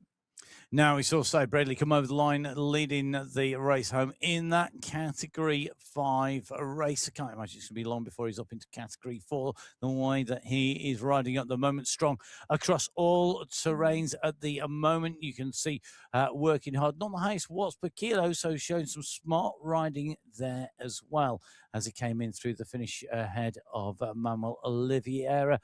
Behind him, Nicholas Spratt taking that sprint jersey. Team competition, though, Emma. Yes, team competition. The Crank Masters at the moment have it. And I say at the moment because not all the riders are over the line. But the Crank Masters look to have it by nearly 2 minutes from BMC 5 up. And the rest of the teams who haven't brought all their riders home, I think only one rider in, so it should be secure in that at the moment. Let's go to Category 4, the next step up the ladder, where we have Dominic Bergin coming in, leading the way home. In first place, great ride by Bergin there for the Cafe de Colombia squad. Got to say, fantastic ride by him, taking away that win here today. Yes, they were First indeed. win. Yeah, and in the team competition, Cycle District 4A finish in 1, Level Golden 4 in 2, Cafe de Colombia in 3, less than a minute separating those 3 teams. So fabulous racing out there in Category 4. Let's go to Category 3, where we saw Mohamed El Case take his first victory on the MyWhoosh Sunday Race Club, a rider who we've seen excelling previously. We saw how strong he is on the climbs. If that's a portent of how well he's going to be going when we come to the MyWhoosh Championships, could be a rider that we need to watch. Behind Benjamin Brignall, great result for him. We see him regularly on our screens. The Canadian coming through to take 2nd place for the Sandstorm squad, ahead of Camille Davis and Jonathan Gomez. Yeah, Brignall has had a fabulous month. That's 3 top 5s this month. In the team competition, Peak Power Racing 3A take the win by 35 seconds from What's Up Next. Turbo Bicycle Club just 4 seconds behind What's Up in 3rd. So Category 3 is competitive as always, but let's go to Category 2. We saw an incredible battle there with James Krasnich in the end, able to use his experience and his explosive power to stay on the right wheels at the right time. Nearly closed down there by Nathan Guerra. Guerra coming up hard on his heels as they came in. Interesting, very similar riders, identical heart rates, identical watts per kilo, just different riders in terms of size and build. But Krasnich coming through, take them in, but not part of a team. Yeah, interestingly also, Peter Milostic in 10th place. Great to see Peter Milostic coming back onto some form. It really, really is. In the team competition, the Goats take it in Category 2 by 4 seconds from Vuelta Panda. That is seriously close. And then, well, it's only, she says, doing some quick maths, 13 seconds back to Team Balbina in 3rd. So those are our categories 6, 5, 4, 3, 2, and let's bring you Category 1. These are the top 10 riders that you've seen already: Osborne, Jones, Van El, Safrazodi, Chirrut, Justin Pedersen, Paradines, Knudsen, and Kaminsky. But the team competition, now, you'd be hard-pressed not to work this out from looking at the screens, because the final bosses are in 1st, 3rd, and 4th place. But that almost is flashing because it's not massive, the gap. Well, you say it's not massive. It's big, but it's not massive. 68 seconds, the gap between Yeah, but one you've got and Jason 2. Osborne, who came in clear by nearly a minute. Yes. So it came down to Osborne's ride, pretty much. Well, it did, and 1 minute 8 seconds separating them because the Alpha Jaw squad who come through in second place, look at that, second, fifth, and sixth. They too packed really strongly today. So that's how you ride the team competition. The final boss is taking the win by 1 minute 8 seconds from Alpha Jaw today. But the Alpha Jaw crew, great job, great racing as well. Yeah, the final boss is now for Joel packing basically the top 6 places to get you those top 2 spots in the team competition ahead of Team Mavis Esports. The finals are always fun because the team competition is in play. And of course, we have the team competition coming back before the end of next month because it's going to be coming back for the MyWhoosh Championships. Please do get your entries in. The entries close on the 30th of the month. Don't be a muppet and miss it if you wanted to ride, because you need to get your entries in so the teams can be formed, so that all of the team behind the scenes can prepare the racing, prepare the broadcast, and we can do our homework as well in the commentary box ready for the racing. So please do get your entries in. Don't forget, of course, the Sunday Race Club is back next Sunday. That's going to be qualifier race number 1. And in between the Cycling Esports League, we've got Apex Racing. We've got our missions on the go. There's so much going on MyWhoosh at the moment. It is a full-time job to keep up with it. Fortunately, at MyWhoosh, they've got an amazing team making it all happen. A big thank you to all of them because it means that we get to enjoy great racing, great riding, great training, and even escaping zombies as well. Emma, we've got a very busy 2 weeks coming up, not least of all because we've got another podcast to get out there in preview of the MyWhoosh Championships at some point in the next 2 weeks. That's going to be coming up before we go into the championships. In terms of what riders should be doing now, do you think today gave us an indication, or have riders got some work to do and they can maybe change before they get to those championships? Can they do anything now? Oh, I think it's all about rest and recovery now on the rundown into the championships. But I tell you something, we've had a real good highlight today of which riders are coming into form and which riders will ride themselves into form throughout the championships as well. So it's going to be really interesting to see how that training is played out. I'm having quite a quiet week. I'm going to be spending it a lot in the office, doing a lot of admin and research and trying to get out on my bike. What are you doing this week, Matt? This week, I am doing the planes, trains and automobiles. So I am going to be in the UK. So if you are going to the Otley Crit, the Ilkley Crit, or you're going to be at the charity event for the Yorkshire Children's Charity, I'm going to be on the mic for all 3 of those. It's going to be Wednesday, Thursday, Friday of the coming week before flying back in on Saturday to be ready to record the preview show for the MyWhoosh Championships. And that's also then going to be for the Sunday Race Club qualifier race number 1. In between that, I might even see some family, but not going to get much bike riding in, I have to admit. Sad face coming up. So please, guys, go out there, get the riding in for me instead. Go do my kilometres instead of me doing them this week by downloading the app on iOS, on Android, or on Windows. Follow MyWhoosh on social media. It's at MyWhoosh on Instagram and Facebook. You can follow Emma Martin. It's really simple. It's at biking_Emma. You can see it on your screens. You can follow me at Matt Fixer Pain. It'd be really appreciated if you followed at MyWhoosh Racing, which is the Instagram handle of the new podcast, all about the racing on MyWhoosh, an independent production by myself and Emma and Hayley Simmons. I am going to go find honey and lemon and maybe even some ice cream if I'm lucky before we get ready for the next week. I hope you've enjoyed the racing.